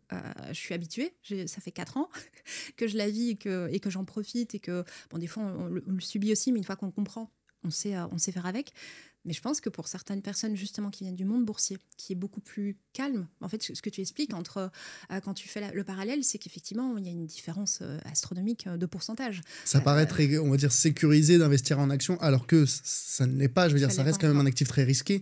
Mais quand on compare aux crypto-monnaies, ça semble quelque chose de très stable, quoi. C'est vrai. Là, Bitcoin, je trouve, commence à être l'actif le plus stable de notre écosystème, à part les stablecoins qui sont stables par nature et pour leurs fonctions et leurs propriétés. Et encore, on a eu des stablecoins qui se sont crashés. Donc attention à quel stablecoin vous allez donner votre confiance aussi. Terra Luna, je ne sais pas si tu connaissais, le stablecoin qui était algorithmique. Voilà, plutôt un stablecoin qui est backé par l'or, l'euro ou le dollar ou les bons du trésor. Alors c'était quoi, est-ce que tu peux expliquer c'était quoi Terra Luna pour éviter de se rediriger vers des mauvaises stablecoins ? Tout à fait. Donc c'était un stablecoin algorithmique, donc c'était un peu des stablecoins test. Ils avaient essayé, c'était pas encore très connu à l'époque, il n'y avait pas beaucoup. Quand je te dis que c'est un privilège aujourd'hui qu'on ait des stablecoins qui sont bien assis, qui ont la confiance d'une grande majorité des personnes, type l'USDT, Tether aux États-Unis, qui est le leader. Malheureusement, il n'est pas compliant MiCA, le nouveau règlement européen. Donc peut-être qu'ils vont se mettre compliant, mais on n'a plus accès à ce stablecoin-là sur les grosses plateformes d'achat, mais on a toujours l'USDC qui en fait vient de Coinbase, de Circle, et puis on a d'autres stablecoins qui sont backés par l'or. Le Terra, c'était un stablecoin qui ne reposait sur rien de tangible. En fait, c'est ça la grosse différence. Moi, je vais privilégier plutôt ceux qui sont backés par l'or ou des monnaies fiduciaires quand même. Et puis là, tu as l'État du Wyoming, pour donner un peu d'actu. Donc c'est la première fois qu'un État aux États-Unis crée son propre stablecoin. Et ils ont créé leur propre stable. Wyoming, ils sont quand même très crypto-friendly. On a la sénatrice Cynthia Loomis qui a créé qui a déposé une demande pour un achat massif de Bitcoin sur 5 ans, 1 million de Bitcoin. Donc c'est le Bitcoin Act. Et ça va passer prochainement. C'est pourquoi faire, par rapport à la Réserve fédérale américaine qui veut créer une réserve de Bitcoin, c'est la même chose mais à l'échelle d'un État ? Alors, eux, ce qu'ils ont fait, c'est créer un stablecoin. Mais par contre, elle a proposé que pour les États-Unis entiers, ils achètent du Bitcoin sur les 5 prochaines années, donc le mandat de Trump plus ou moins, 1 million de Bitcoin, donc c'est-à-dire 5% de la circulation du Bitcoin quand même. Pourquoi ? Parce que pour elle, elle voit Bitcoin comme leur digital, etc. Et elle est très... en fait, elle pense à ses enfants. Elle dit toujours, moi, je pense à Bitcoin parce que pour mes enfants, etc. Donc ça, si tu veux, c'est la première fois qu'un État fédéral, une superpuissance comme les États-Unis, ne vont pas se contenter, et c'est là que tu as raison, de partir de ce qu'ils ont déjà, entre guillemets, au niveau fédéral, qui en fait provient uniquement de saisies. Parce que je t'ai parlé un petit peu plus tôt, le hack de Bitfinex et Silk Road, qui était la plateforme où on pouvait utiliser le Bitcoin pour acheter des choses pas très légales. Eh bien ça a permis aux États-Unis d'avoir plus de 200 000 Bitcoins de manière fédérale. Et par Trump, saisie donc. Par saisie judiciaire, une décision vraiment judiciaire de justice. Et Trump est parti de ça, de ces 200 000 bitcoins, ce qui est déjà pas mal, avec un décret, il me semble, en mars 2025, donc juste après son investiture, finalement, en disant on va utiliser ce bitcoin-là et on va faire une réserve fédérale. Donc oui, il a déjà fait un pas dans cette direction-là. Mais elle va plus loin. Elle dit non, on va faire une loi et cette fois-ci, on va acheter activement du Bitcoin. On ne va pas partir simplement des saisies. Et ça, c'est, si tu veux, ce qui va pour moi arriver, j'espère, avant la fin de l'année. Et c'est une bonne nouvelle pour l'écosystème parce que, si tu veux, les États-Unis qui achètent du Bitcoin, ça veut dire que c'est encore d'autres milliards et des milliards et ça va lancer la tendance pour d'autres États. La théorie des jeux, en fait, un État qui ne posséderait pas du Bitcoin serait plus faible que les États-Unis à partir du moment où les États-Unis ont 5% du Bitcoin. Ça fait vraiment écho à l'épisode que j'ai enregistré avant avec Yves Chouefati, où on a parlé justement de Bitcoin et des Bitcoin Treasury Companies, avec les entreprises qui achètent ou qui utilisent une partie de leur trésorerie pour acheter du Bitcoin et dire mais en fait demain ça va devenir l'étalon de valeur de référence. Aujourd'hui, c'est le dollar, mais on l'a bien vu avec la planche à billets qui est activée tous les jours aux États-Unis et donc la dévaluation du dollar qui fait que les gens perdent progressivement foi ou confiance dans le dollar. Bah demain, si jamais c'est les États-Unis qui détiennent des centaines de milliers, des millions de Bitcoin, tout de suite, ça va renforcer on va dire, la confiance qu'ont les États dans les États-Unis, justement. Et d'autres États vont suivre derrière, quoi. Oui, et tu as même des États qui disent être contre, comme la Chine. La Chine, c'est l'État numéro 2 en termes de Bitcoin. Ils ont un petit peu moins de 200 000 Bitcoins aujourd'hui. Pourquoi ils sont contre ? Au niveau des saisies. Alors, la Chine, c'est très particulier. Tu as Pékin et puis tu as Hong Kong. Ils ne sont pas d'accord. Mais en gros, en fait, ils interdisent à un moment le minage. Puis, en fait, on a Pékin qui est quand même très ouvert, si je ne me trompe pas, à l'écosystème. Et pourtant, ils ne vendent pas les bitcoins qu'ils ont saisis. Pourquoi ils ne les vendent pas ? C'est parce qu'ils commencent déjà à accumuler d'une manière ou d'une autre, parce qu'ils savent que les États-Unis vont commencer aussi. Ils en ont déjà 200, ils vont en acheter 1 million. Ça fait vite beaucoup de bitcoin et je pense qu'ils ne veulent pas être laissés pour compte. Donc, il y a aussi les États qui ne disent pas pour l'instant, on en achète, mais qui accumulent en silence. Et qui, le jour où ils auront un niveau intéressant, le diront officiellement. Donc, c'est très particulier. Ils ont aussi leur monnaie qui est sous forme... On parlait des MNBC, je pense qu'on va en parler. Ils ont une version de ça. Ils ont fait un test. Et donc, le contrôle est énorme sur la population. Enfin, c'est ça qui est le plus marquant. Donc, pourquoi ils sont contre ? Ils ne sont pas très pour la liberté individuelle. Hein. Ce pays-là n'est pas... En fait, dans les faits concrets, c'est ce qu'on voit. Il y a un contrôle de la population qui est fait, évidemment, sur les finances aussi. Justement, ça nous emmène un peu au sujet des monnaies numériques de banque centrale. Les États-Unis décident d'acheter du Bitcoin. Ils auraient pu dire on va créer une autre crypto-monnaie ou un stablecoin et on va le détenir. Il n'y aura pas cette dimension confiance qu'on a aujourd'hui ou que tout l'écosystème a pour Bitcoin. Quel est ton avis là-dessus sur les monnaies numériques ? Déjà, qu'est-ce que c'est ? Et pourquoi est-ce que les gens s'inquiètent de ce nouveau type de produit ? Je pense effectivement que pour l'instant, on a du cash. Donc en fait, il y a encore... Bon, moi, j'en utilise presque plus, mais il y a encore des gens qui utilisent beaucoup de cash. Donc des euros, littéralement. Des euros, donc des billets et des pièces. Déjà, ce sera probablement interdit à un moment. Donc, en fait, on sera obligé de passer par cet euro, imaginons cet euro digital. Et en fait, si tu veux, la traçabilité dont j'ai parlé de la blockchain, en fait, ils vont profiter de tous les avantages de la blockchain sans donner tous les bienfaits. C'est-à-dire qu'on va avoir une transparence et une traçabilité. Donc, pour eux, un moyen de contrôle qui est extrême sur toutes nos dépenses. C'est-à-dire que s'ils veulent vous limiter dans un paiement, ils vont pouvoir le faire. S'ils veulent que vous dépensiez votre argent quelque part et pas ailleurs, ils vont le faire. Vous n'aurez plus le choix. C'est un peu comme George Orwell, 1984, si tu veux mon avis. Des fois, je le vois un peu comme ça. Je veux dire que... Et c'est là où on va. Alors, utiliser la blockchain, oui, mais quand c'est pas pour donner plus de liberté aux gens, malheureusement, ça devient un outil de contrôle. De nouveau, c'est une technologie qui peut être utilisée pour faire le bien ou au contraire renforcer le pouvoir qu'ils ont. Et l'inflation ne va pas changer. Il y aura toujours une impression monétaire qui ne sera plus du coup des billets et des pièces. Je rappelle que c'est ça le problème aussi de la monnaie fiduciaire. Et pourquoi les cryptos existent, c'est une réaction à ce qui s'est passé avec l'argent. L'argent qui n'est plus l'argent fiduciaire, donc le rôle de l'art, il n'est plus baqué par rien. Il n'y a plus d'or. Depuis 1971, la fin des accords de Bretton Woods, l'or n'est plus du tout la valeur qui représentait quand même quelque chose de tangible derrière l'argent qu'on utilise, à part la confiance qu'on a envers les banques centrales ou l'État. Et quelle confiance, puisqu'elle a été branlée plusieurs fois. Et d'ailleurs, même dans le premier bloc de Bitcoin, tu as un article du New York Times qui montre la crise qu'on a connue. Ça montre bien que Satoshi Nakamoto qui a créé Bitcoin, c'était aussi en réaction à ça. Donc, un euro digital qui serait 100% traçable, où on pourrait nous limiter. Et en fait, si tu veux, la blockchain, c'est ça aussi. On ne peut pas arrêter un virement, un transfert en Bitcoin ou en crypto. Parce qu'en fait, je ne dépends pas d'un État, je ne dépends pas d'un territoire. Donc en fait, personne ne peut me dire ce que je dois faire de mon argent. Je suis libre à 100%. Je peux envoyer 1 million si je veux, en 10 minutes, c'est fait. Personne ne va me demander quoi que ce soit. 24 sur 24, 7 jours sur... Ça n'existe pas dans le monde traditionnel. Ce sera possible avec l'euro digital, oui, mais tout en étant contrôlé au maximum. Et qui nous dit pas qu'un jour, ils diront « Ah, vous devez utiliser tel montant avant telle date, sinon on va vous enlever... » Enfin, en fait, tout est possible. Tout devient possible. Et s'il n'y a plus de cash... Ouais, donc c'est vraiment la perte de contrôle des particuliers sur leur argent et c'est le contrôle absolu de l'État sur la façon dont tu vas utiliser ton argent. Et ça peut même être utilisé, je ne sais pas si jamais... pour des assurances et que l'État voit qu'en fait tu as des dépenses de santé, tu vas beaucoup chez le médecin ou tu achètes des médicaments, en fait peut-être que ton assurance elle va coûter plus cher. Tu peux plus rien acheter sans que l'État soit au courant en fait. En fait, tu vas plus rien pouvoir cacher. Parce qu'en fait, qui on est transparaît là où on va mettre notre argent. Et donc des choses qu'on n'avait peut-être pas envie de dire, on va être obligé. On va être obligé. En fait, on n'aura plus de secret pour l'État. Il suffit de regarder notre compte en banque. Et c'est ça, en fait, le problème, c'est que la liberté individuelle est complètement à néant. Et eux, la justification qu'ils en donnent, les banques centrales, c'est quoi? C'est de faciliter, c'est d'éviter les pièces, les monnaies, c'est désuet, les gens peuvent le perdre, ça se dégrade. Parce que finalement, une des problématiques, des reproches qu'on fait aujourd'hui à l'euro, et même au dollar, c'est on a fait fonctionner la planche à billets, et donc forcément, il y a une dévaluation de cette monnaie. Bon. Et donc ça vaut plus rien, donc il faut changer. Très bien. Mais en fait, si on fait une monnaie numérique de banque centrale, qu'est-ce qui les empêche, j'exagère, d'imprimer plus de euros digitaux? Rien du tout.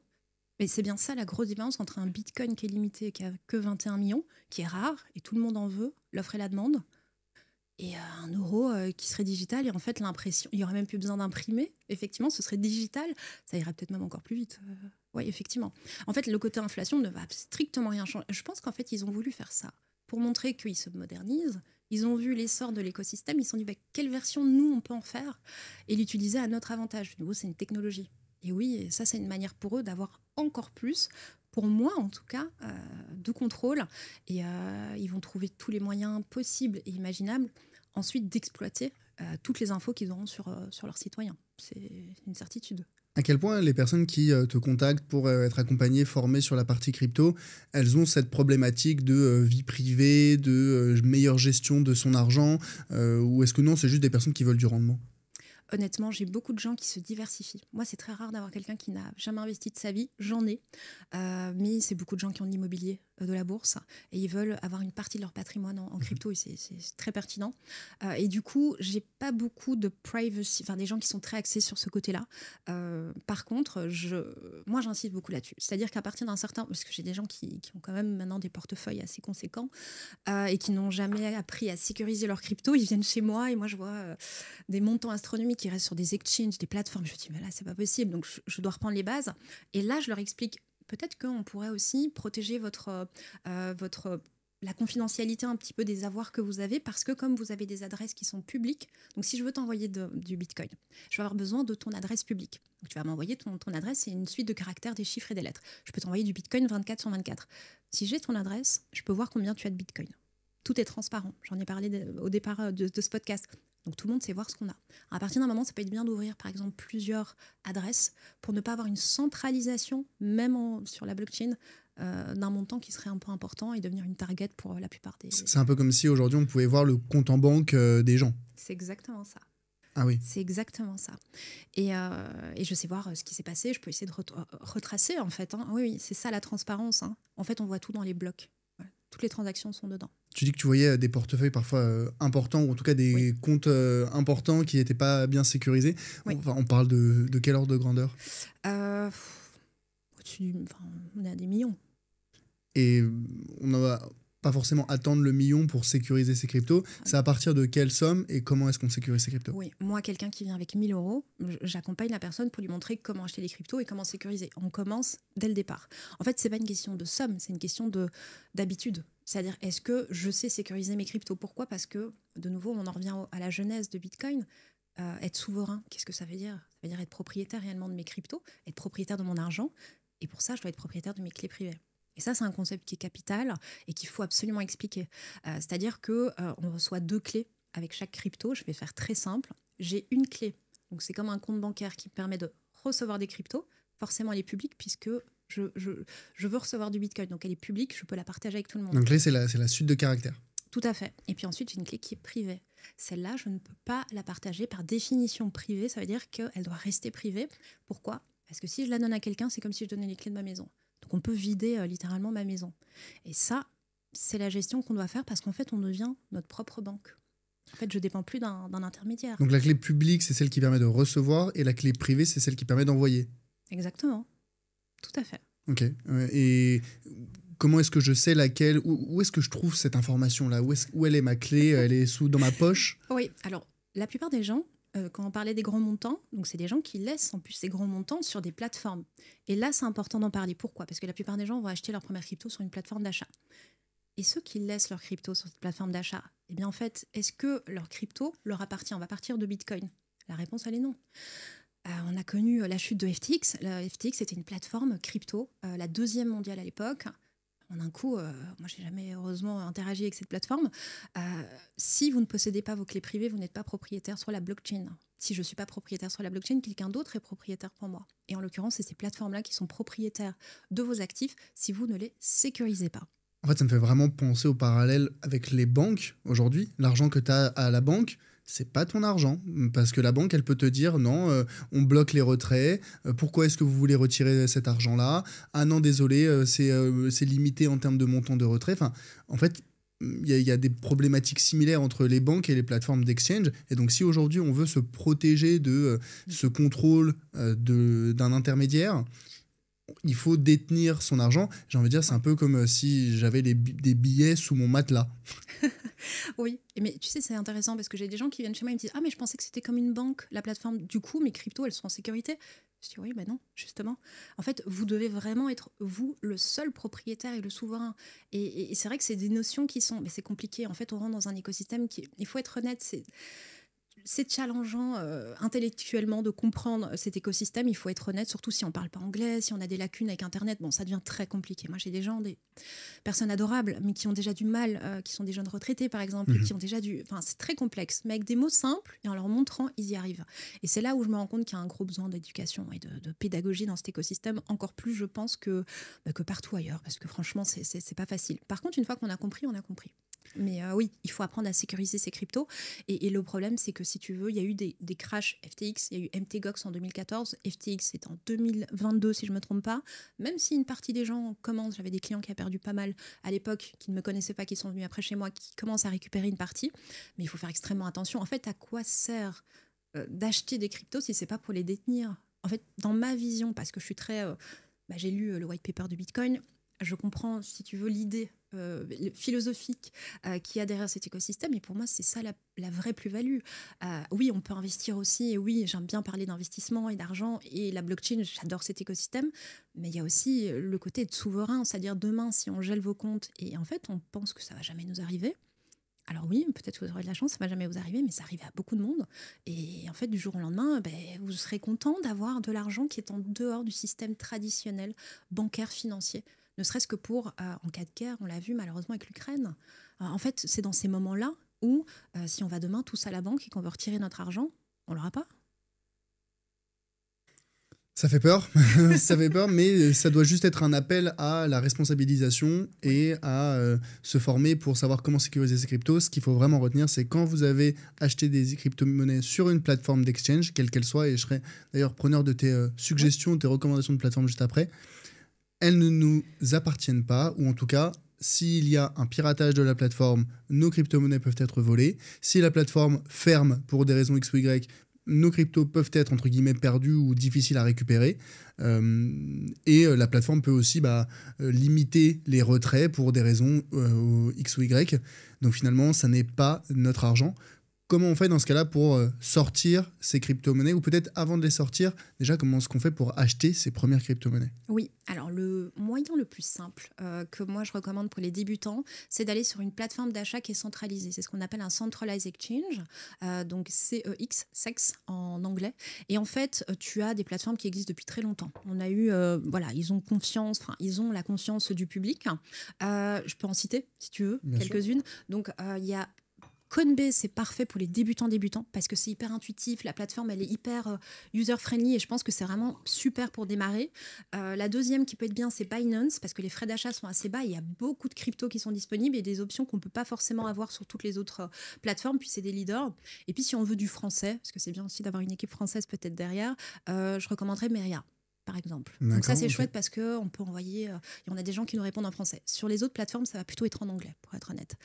Mais voilà, ces 3 plateformes, ça permet d'acheter vos premiers actifs, vos premières cryptos, et puis ensuite, vous avez l'impression que vous les possédez parce que vous avez acheté du Bitcoin ou du Solana, de l'Ethereum. Et là, avec ce qu'on a dit avant, j'espère que maintenant les gens se disent « Ah, il faut peut-être que je sécurise ». Ouais, l'idéal, c'est en fait vous acheter. Donc, vous allez échanger vos euros contre des cryptos. Je vous recommande aussi de mettre un 2FA, donc un Google Authentificator. C'est une manière de bien vérifier que c'est vous. Et aussi, avec une application tierce. Exactement. Ma petite astuce en plus que je peux donner, c'est un email dédié aux cryptos. C'est-à-dire qu'on ne va pas utiliser son Gmail où on reçoit ses factures, où on reçoit le mail de sa mère, de sa grand-mère. Non. En fait, on prend une adresse mail dédiée aux cryptos parce qu'on est sûr qu'on ne va pas cliquer. Il y a moins de chances que je clique sur un mauvais lien. Que quelqu'un qui est au courant que j'ai des cryptos... Pas se faire pirater son compte adresse mail. Exactement. Et puis aussi, j'ai une traçabilité pour la fiscalité. C'est super intéressant d'avoir tout de suite des mails. À chaque fois que je fais un achat, j'ai la date, j'ai l'heure. Et en fait, ça, c'est quelque chose que les débutants ne font jamais. Donc, achetez sur une plateforme, vérifiez, voilà, vous choisissez la plateforme de votre choix. Et puis ensuite, vous allez retirer vos cryptos et vous allez ouvrir un portefeuille crypto. Là, par exemple, je peux citer peut-être le leader français qui est Ledger. Tu as aussi l'américain qui est Trésor, qui fonctionne aussi plutôt pas mal. Il y a une version belge qui s'appelle Engrave. Enfin, il y a de tous les budgets. C'est un portefeuille physique, c'est digital ? Complètement. Alors, ce que je recommande, c'est pas les portefeuilles qui sont digitaux parce qu'ils sont en ligne, ils sont gratuits, c'est super, mais c'est moins sécurisé que des portefeuilles qui sont tangibles, corporels, qui vont arriver chez vous à la maison et qui sont payants. Mais vous payez une sécurité quand même qui est renforcée. Donc, MetaMask, par exemple, ou Rabi Wallet, c'est des hot wallets, portefeuille chaud. C'est une simple extension, en fait, sur mon navigateur. Et je peux déjà sécuriser mes cryptos avec ça et avoir mes fameuses clés privées. Mais ils sont connectés sans arrêt à Internet, ce qui veut dire qu'ils sont beaucoup plus hackables qu'un portefeuille qui est froid. Pourquoi ? Parce que mes clés privées, mon portefeuille, il est offline. Il n'est pas connecté à Internet, en gros. C'est pour ça qu'il est tangible, corporel. Il arrive à la maison. Je vais ouvrir mon portefeuille. Je vais recevoir 24 mots de passe qui vont représenter quoi ? Mes fameuses clés privées. C'est ça qui me donne accès à mes clés privées. En fait, on ne la voit pas souvent, notre clé privée. Ce qu'on retient, c'est les mots de passe. Il faut les noter dans 3 endroits différents. Moi, c'est ce que je recommande. Et comme ça, si vous perdez votre wallet, il n'y a pas de problème. Tant que vous avez vos 24 mots de passe, on peut pas vous prendre vos cryptos. Mais on a aussi le risque, quand on a un produit physique, de le perdre, de le se faire voler, de, si jamais, j'exagère, il y a un incendie chez moi, je peux avoir ma clé qui brûle. Donc il y a d'autres problématiques aussi liées à la détention en physique. Moi, j'ai eu une grosse peur au début. Je démarrais. On m'a volé une valise. Voilà, j'étais partie, on m'a volé une valise et j'avais mon PC, mon Ledger. Enfin, j'avais tout dedans. Et je me suis dit, mais qu'est-ce que je vais faire ? On m'a volé mes cryptos. Enfin, j'étais au bout de ma vie. Et en fait, finalement, je me suis rendu compte que non, j'avais mes 24 mots qui étaient à la maison. Je pouvais racheter un PC. Et en fait, le Ledger, on le recommande. Il arrive à la maison. Vous remettez vos 24 mots. Ça peut même être une autre marque que Ledger. Je te parle de Ledger, mais ça peut être, je sais pas, Engrave ou Trésor. Ils sont compatibles aussi. Et en fait, j'ai récupéré mes cryptos parce qu'en fait, les cryptos, et ça, c'est quelque chose, c'est une méconnaissance de beaucoup de débutants qui démarrent et qui comprennent à peine c'est quoi un portefeuille, c'est de penser que le portefeuille détient vos cryptos. Alors non, le portefeuille ne détient pas vos cryptos. Vos cryptos, elles sont sur la blockchain. Mais donc, c'est en ligne ? Elles sont sur la blockchain. Donc oui, si tu veux, c'est en ligne, mais c'est sur la blockchain, c'est pas sur... c'est important de faire la distinction entre un portefeuille qui serait vu comme le portefeuille que tu as, où tu as tes billets et tes pièces. Alors oui, au niveau de la métaphore, c'est ça. Mais si vous perdez votre portefeuille, vous ne perdez pas vos cryptos. Sauf si vous perdez vos 24 mots de passe. En fait, la clé, c'est les 24 mots de passe, parce que c'est ça qui ouvre le coffre-fort sur la blockchain qui est à votre nom. D'accord, donc finalement, même quand on a une clé Ledger ou autre physique, on ne détient pas nos crypto-monnaies entre guillemets en physique ou dans notre poche, comme tu dis, ou dans notre coffre-fort. C'est en ligne, ça reste en ligne, mais c'est dans un coffre-fort qui nécessite les 24 mots de passe pour être ouvert. C'est ça. Et donc c'est quand même moins hackable, parce que typiquement, si je reprends le MetaMask... Ah, mais tu sais que déjà, il y a une grosse différence. Je t'ai parlé de 24 mots de passe, alors que le MetaMask dont tu parles, ce n'est même pas 24 mots de passe, c'est déjà 12. Ok, donc il y a une sécurité un petit peu plus Déjà, faible. voilà, Ouais. ça c'est un premier indice sur la différence de sécurité quand même entre un hot wallet et un cold wallet, le Ouais. nombre de mots. Ok, donc bon, alors il y a ça, et quoi d'autre comme différence? La connexion à Internet, tout simplement. En fait, si tu veux, dès que je me connecte sur Internet, donc sur Google Chrome par exemple, hop, j'ai mon Phantom Wallet qui est là, hop, j'ai mon MetaMask qui est là. En fait, ils se ferment jamais. Ils sont toujours connectés à Internet. Et la probabilité que tu utilises un hot wallet pour aller te connecter sur une plateforme de DeFi, pour faire quelque chose, pour signer un smart contract, un contrat intelligent qui ne nécessite pas la présence des personnes qui ont signé, enfin qui ont fait ce contrat pour j'ai tout en anglais, donc j'essaie de le dire en français, mais de s'exécuter, elle est énorme. En fait, le nombre de personnes qui ont perdu, moi j'ai quelqu'un, il a perdu des sommes sur un MetaMask pour un clic, c'est À cause de quoi? astronomique. Il les a envoyé une mauvaise adresse? En fait, il a accepté un mauvais smart contract, il a perdu plus de 400 000 euros. Ouais. Waouh, et ça c'est dû à quoi? Comment éviter cette erreur? Mais moi, je n'utilise pas ce genre de... En fait, j'en utilise, attention, je vais être honnête, j'en utilise, mais je mets très très peu de crypto dessus. C'est-à-dire si j'ai pas le choix, parce que tu as certaines cryptos qui ne peuvent pas être accueillies par un ledger, par exemple. Et donc, je suis obligée d'ouvrir un Rabi Wallet ou un MetaMask pour sécuriser cette crypto. Là, je vais aller sur ces hot wallets. Mais sinon, le plus clair, en tout cas, je trouve, d'un patrimoine, quand on est là pour longtemps, qu'on a une vision, qu'on veut faire grandir, et on sait qu'en crypto, ça peut bien grandir si on est patient, c'est un cold wallet. Et peut-être même un multisig. Si quelqu'un se dit, c'est pas encore assez sécurisé pour moi, mais on a encore d'autres options.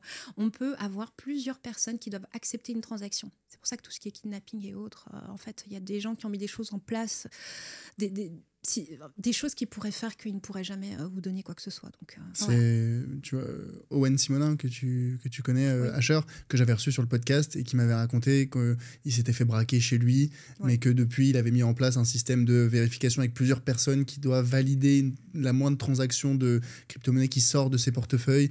Donc en fait, c'est impossible qu'il se fasse, entre guillemets, pirater et encore moins braquer, quoi. Donc, Ça n'a plus de sens. pour éviter d'en arriver là, c'est quoi les pièges fréquents que les particuliers doivent éviter pour ne pas se faire arnaquer ou ne pas faire de mauvaises manipulations et perdre des sommes importantes?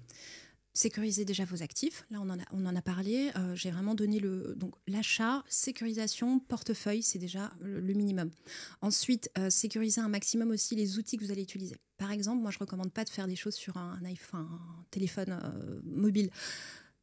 De nouveau, un peu plus à câble pour moi. Maintenant, chacun, je préfère faire tout sur PC avec un antivirus qui est à jour, peut-être même un antivirus premium. Et idéalement, alors là, je sais que je suis un peu sur un PC qui est dédié uniquement pour les cryptos. Ça, c'est l'idéal de l'idéal. Tout le monde n'est pas capable, mais déjà faire un step dans la bonne voie, c'est déjà bien. Au minimum, ouvrir un portefeuille et savoir comment sécuriser vos actifs, même si vous avez besoin de les laisser de temps en temps sur une plateforme, il n'y a pas de souci pour les faire travailler, pour...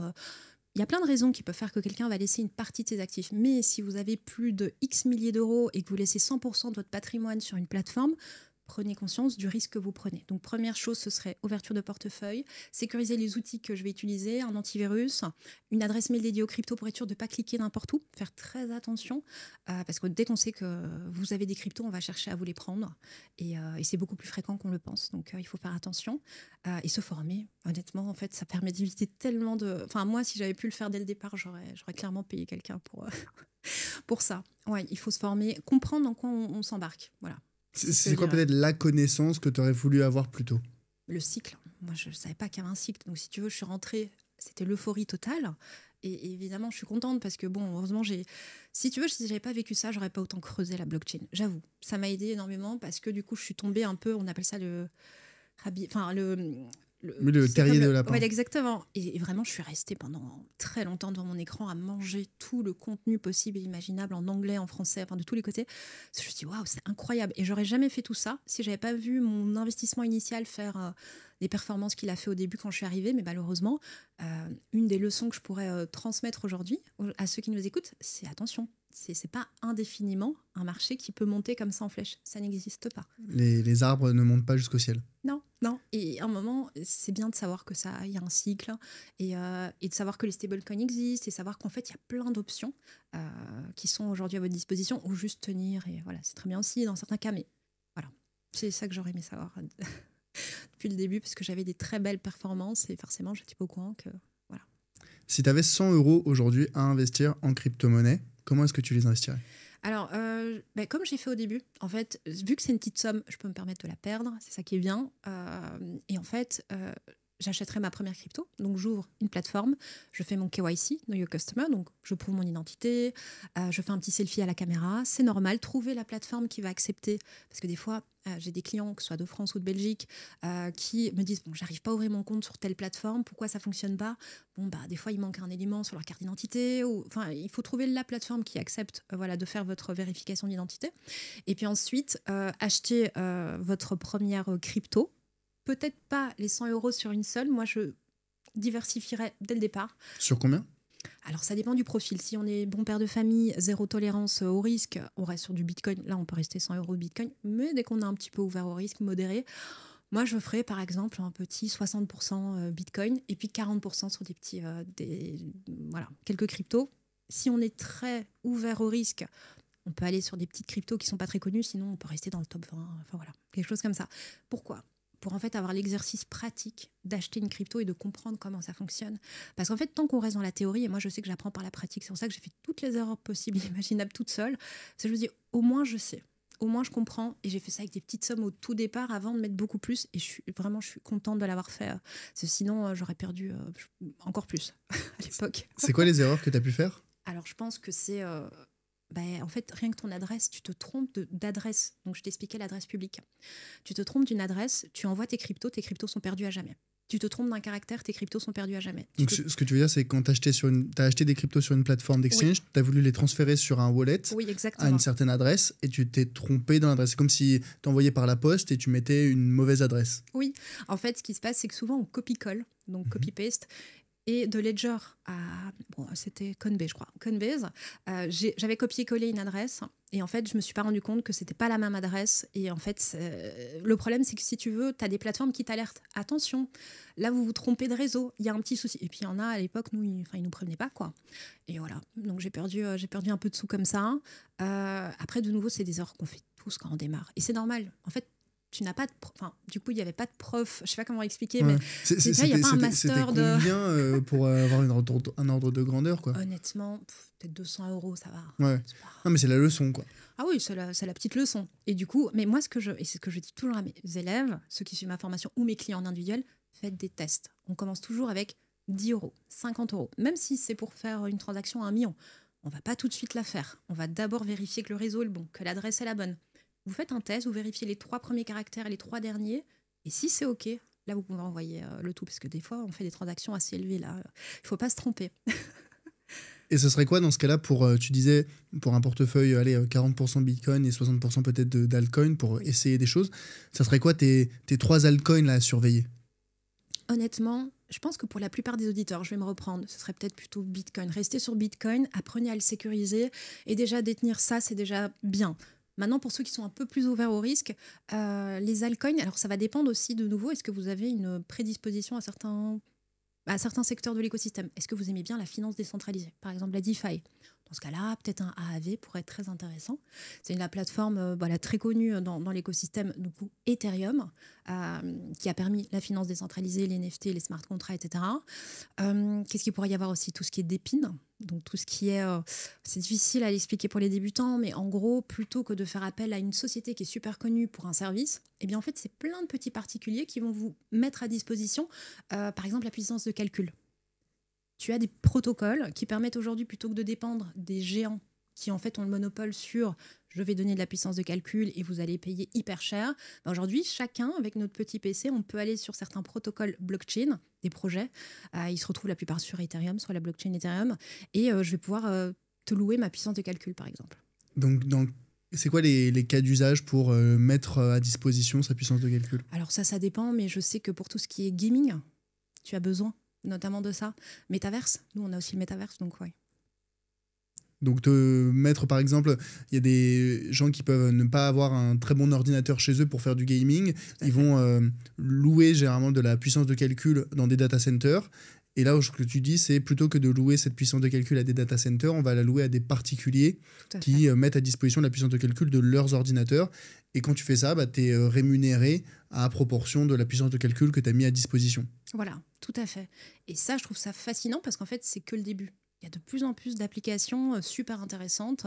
Il y a plein de projets. Donc ça, c'est plutôt le Dépine. Dans le Dépine, il y a plein de concurrents. Donc à voir lequel serait le plus pertinent. Tu as aussi, par exemple, les Layer 2. Les Layer 2, c'est bien. C'est des projets qui n'ont pas leur propre blockchain, qui vont venir aider une blockchain principale. Typiquement, Ethereum, c'est la blockchain avec un nombre de Layer 2 qui est important. Pourquoi ? Parce qu'en fait, Ethereum, ça coûte cher de faire des transactions sur Ethereum et ça demande de plus en plus de temps parce qu'ils ont été victimes de leur succès. C'est aussi simple que ça. Et du coup, il y a des projets qui n'ont pas de blockchain qui viennent pour aider la blockchain principale d'Ethereum. Quand tu dis aider, c'est dans quel sens ? C'est désengorger ? Totalement, c'est un très bon mot. Par exemple, tu as l'autoroute principale, ce serait Ethereum, et puis tu as les routes de campagne qui vont permettre que le trafic passe par eux, puis ensuite, les transactions sont quand même in fine sur Ethereum. Et ça coûte pas plus cher, du coup ? Ah non, du coup, ça coûte moins cher. Il y a moins de... Si tu veux, la blockchain principale, ce qui va faire que je vais payer, parce qu'en fait, quand je fais une transaction, je paye. Je paye dans la monnaie native, en Ether, sur Ethereum. Ethereum, c'est la blockchain et l'Ether, c'est la monnaie sur laquelle qu'on peut acheter. Et en fait, tu as des petits projets qui vont permettre, par exemple, de recevoir une transaction que moi, j'aimerais faire, pas sur Ethereum directement, sur cette fameuse route de campagne, pas l'autoroute principale, mais au final, ma transaction va quand même être validée sur la blockchain principale d'Ethereum. Ça va coûter moins cher parce qu'il y a moins de monde. Ouais, donc c'est oui, comme passer par les routes de campagne, tu passes pas par les péages de l'autoroute. Donc c'est peut-être un peu plus long, mais c'est moins cher. Oui. Nous, en fait, l'idéal, c'est toujours... En fait, la blockchain, qu'est-ce qu'elle cherche à faire ? Il y a 3 grands principes. C'est d'être scalable, donc d'avoir un grand nombre d'utilisateurs qui vont utiliser, par exemple, une application qui est décentralisée, d'être décentralisé au maximum, et en même temps d'être sécurisé. Et en fait, si tu veux, le problème, entre guillemets, d'Ethereum, par rapport à un Bitcoin, la sécurité, elle est maximale. La décentralisation, elle est maximale. Par contre, la scalabilité, ce n'est pas le point fort d'un Bitcoin. Ethereum, il est très très fort sur la scalabilité. C'est-à-dire qu'on peut avoir des applications qui vont être utilisées par un très grand nombre de personnes parce que c'est Ethereum et qu'il a été créé pour ça. C'est une blockchain programmable qui a permis les smart contracts, les NFT, mais en gros des applications classiques que nous on connaît, mais sur la blockchain. Donc c'est super intéressant. Il y a beaucoup de use cases, mais beaucoup la DeFi. Aujourd'hui, c'est beaucoup la DeFi, Metaverse, gaming aussi. Voilà. Pourquoi Bitcoin n'est pas aussi scalable que d'autres blockchains ? Mais justement parce qu'il n'a pas été pensé pour. En fait, Bitcoin... C'est-à-dire qu'il y a peu de transactions peuvent circuler dessus, c'est ça que tu dis ? Ah non, en fait, c'est plutôt, si tu veux, c'est pas le nombre de transactions, c'est plutôt l'utilisation d'une application qui serait directement sur Bitcoin. Bitcoin n'a pas été fait pour recevoir des applications décentralisées comme un Ethereum. Si tu veux, Bitcoin, c'est plutôt l'échange de pair à pair, le fait qu'il y ait beaucoup de nœuds, le fait que ce soit transparent, enfin, toute la genèse à la base de Satoshi Nakamoto Consensus, c'est ça, c'est Bitcoin. Mais Ethereum, si tu veux, et c'est ça qui est intéressant, c'est que Vitalik Buterin, qui est le créateur d'Ethereum, il venait de l'équipe de Bitcoin. Il était responsable du Bitcoin Magazine à l'époque. Et à un moment, il en a eu un peu assez de dire mais on peut faire beaucoup plus de choses avec la blockchain, quoi. Pourquoi on se limite à cet échange de valeurs, cette unité de compte aussi qu'est Bitcoin, cette protection contre l'inflation. Il y a beaucoup d'avantages à Bitcoin. Il en avait conscience, mais il s'est dit moi j'aimerais concrètement qu'on ait des applications concrètes. Et c'est pour ça qu'il a créé Ethereum à l'époque. Et c'est pour ça qu'Ethereum est beaucoup plus, tu vois, axé sur cette scalabilité, c'est-à-dire des applications qui peuvent être utilisées par un grand nombre d'utilisateurs sans que la blockchain elle soit trop lente ou qu'il y ait des problèmes ou qu'il y ait des frictions. Voilà. Il y a une infinité aujourd'hui de projets crypto, de crypto-monnaies, de jetons. Comment est-ce qu'on fait quand on a un particulier qui aujourd'hui a peut-être déjà un portefeuille avec Bitcoin ? Moi, j'y connaissais pas grand-chose, alors j'ai acheté surtout du Bitcoin. J'ai envie de diversifier. Comment je fais pour savoir dans quel projet investir et quelle crypto-monnaie acheter au-delà de Bitcoin ? Alors moi, je pense que ça va vraiment, vraiment dépendre du profil. En fait, on n'est pas tous pareils. La manière dont moi j'investis en crypto, c'est pas la manière dont la plupart des gens que j'accompagne vont. Alors, il y a des similitudes évidemment, mais on est tous différents. Et selon, alors quel élément je pourrais prendre en compte pour savoir, c'est ma tolérance au risque, mon horizon d'investissement, le temps que j'ai à ma dispo aussi. On n'est pas tous, quand on rentre à la maison, tout le monde n'a pas le temps d'aller regarder. C'est peut-être pas productif non plus pour tout le monde. Donc ça va dépendre plutôt de ça, je pense. Tu vois, vraiment comprendre le profil de la personne. Et comment je fais ? Alors typiquement, je suis quarantenaire, j'ai un profil plutôt équilibré, j'ai beaucoup d'épargne à côté. Je me dis, je voudrais pas y passer trop de temps. Qu'est-ce que je regarde concrètement? Où est-ce que je me renseigne? Il y a un billboard? C'est quoi? Alors non, effectivement. Alors ça dépend à quel point il a envie de comprendre cet écosystème aussi, parce que j'ai des gens qui me disent bon bah moi j'ai envie de devenir consultant blockchain. Bon là il va suivre un enseignement qui est très axé sur la technologie blockchain, ce qui n'est pas forcément quand on veut investir. Si c'est un investisseur, on va partir du principe que c'est un investisseur. Est-ce que ça va être un holder, donc quelqu'un qui va tenir ses positions sur les 5 prochaines années ou 10 ans, ou est-ce que c'est quelqu'un qui va juste profiter d'un cycle là maintenant pour quelques mois, un an? Donc déjà, la stratégie va pas du tout être la même selon le temps que la personne voit au niveau de son horizon. Moi, je commence toujours par la base. En fait, je dis quand même la même chose à tout le monde, c'est on commence par Bitcoin. Comprenez Bitcoin, lisez le white paper. Si vous n'avez pas envie de lire le white paper, comprenez au moins le terrain, le fondement en fait, de Bitcoin. Quels sont les grands principes sur Bitcoin? C'est qu'il est rare, c'est qu'il est extrêmement décentralisé, enfin la blockchain est extrêmement décentralisée, sécurisée. C'est que quand vous avez du Bitcoin, on ne peut pas vous le saisir, on ne peut pas vous le prendre. Et tout ça, ce sont des concepts qui sont pour moi, quand on démarre dans cet écosystème, indispensables. Et ensuite, il peut partir sur autre chose s'il est un peu plus ouvert au risque. Mais moi, je commencerai par Bitcoin. Je trouve que c'est une bonne école de comprendre Bitcoin, en fait, finalement. Alors, j'ai lu le white paper de Bitcoin, je me suis renseigné, super. Maintenant, si je veux aller vers d'autres projets, qu'est-ce que je dois regarder et où est-ce que je dois regarder? Pour choisir les bons projets, par exemple, crypto. Alors, ce qui peut être une option, c'est, je trouve un secteur que j'aime bien, DeFi, je sais pas, Depin, Real World Asset. En ce moment, on parle beaucoup du RWA. Donc, ça peut être intéressant. Qu'est-ce que c'est que le RWA? En fait, c'est tout ce qui est tokenisation des actifs du monde réel, typiquement l'immobilier. On peut maintenant tokeniser un bien immobilier et acheter une partie de ce bien immobilier en étant plusieurs et en ayant une micro-propriété qui va me permettre de toucher au prorata un loyer qui est morcelé lui aussi. J'ai 1/100 d'un appartement, je vais toucher 1/100 des revenus. Voilà, et c'est vrai que c'est fascinant de voir ce pont entre l'immobilier et notre écosystème. Mais voilà, si vous êtes passionné par ça, regardez c'est quoi le top 10 des cryptos dans ce secteur-là. Ou le top 5. Allez, on va encore limiter à 5 parce que peut-être qu'il n'a pas trop le temps.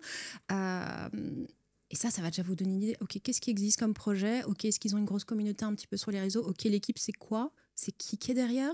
Ils sont là depuis quand? C'est quoi leur performance passée? Est-ce qu'ils ont une communauté qui est assez active sur Telegram? Moi, je trouve que c'est déjà un indice. Quand l'administrateur commence à ne plus répondre aux gens qui envoient des questions sur Telegram, ça veut dire quelque chose. Enfin, il faut se méfier. Donc moi, je regarderai tous ces indicateurs-là. Et puis aussi, ce projet-là, il y a combien de tokens qui vont être émis? Combien ont déjà été émis? Combien appartiennent aux fondateurs, aux développeurs, à la communauté? Donc la tokenomics en fait, d'un projet, elle est très intéressante. C'est l'économie du projet, des jetons.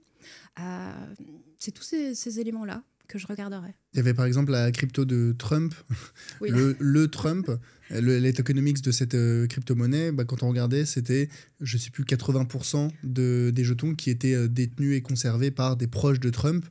Quand on voit que les fondateurs d'une crypto-monnaie détiennent la majorité, si ce n'est la très grande majorité des jetons, c'est généralement mauvais signe pour le projet. On est d'accord. Tout le monde m'a demandé, en plus j'étais en conférence ce week-end-là, il me semble que c'était en janvier de cette année, et en fait j'ai dit, écoutez, je suis même pas au courant parce que c'est une nouvelle qui est arrivée comme ça en un coup, mais je vais pas l'acheter.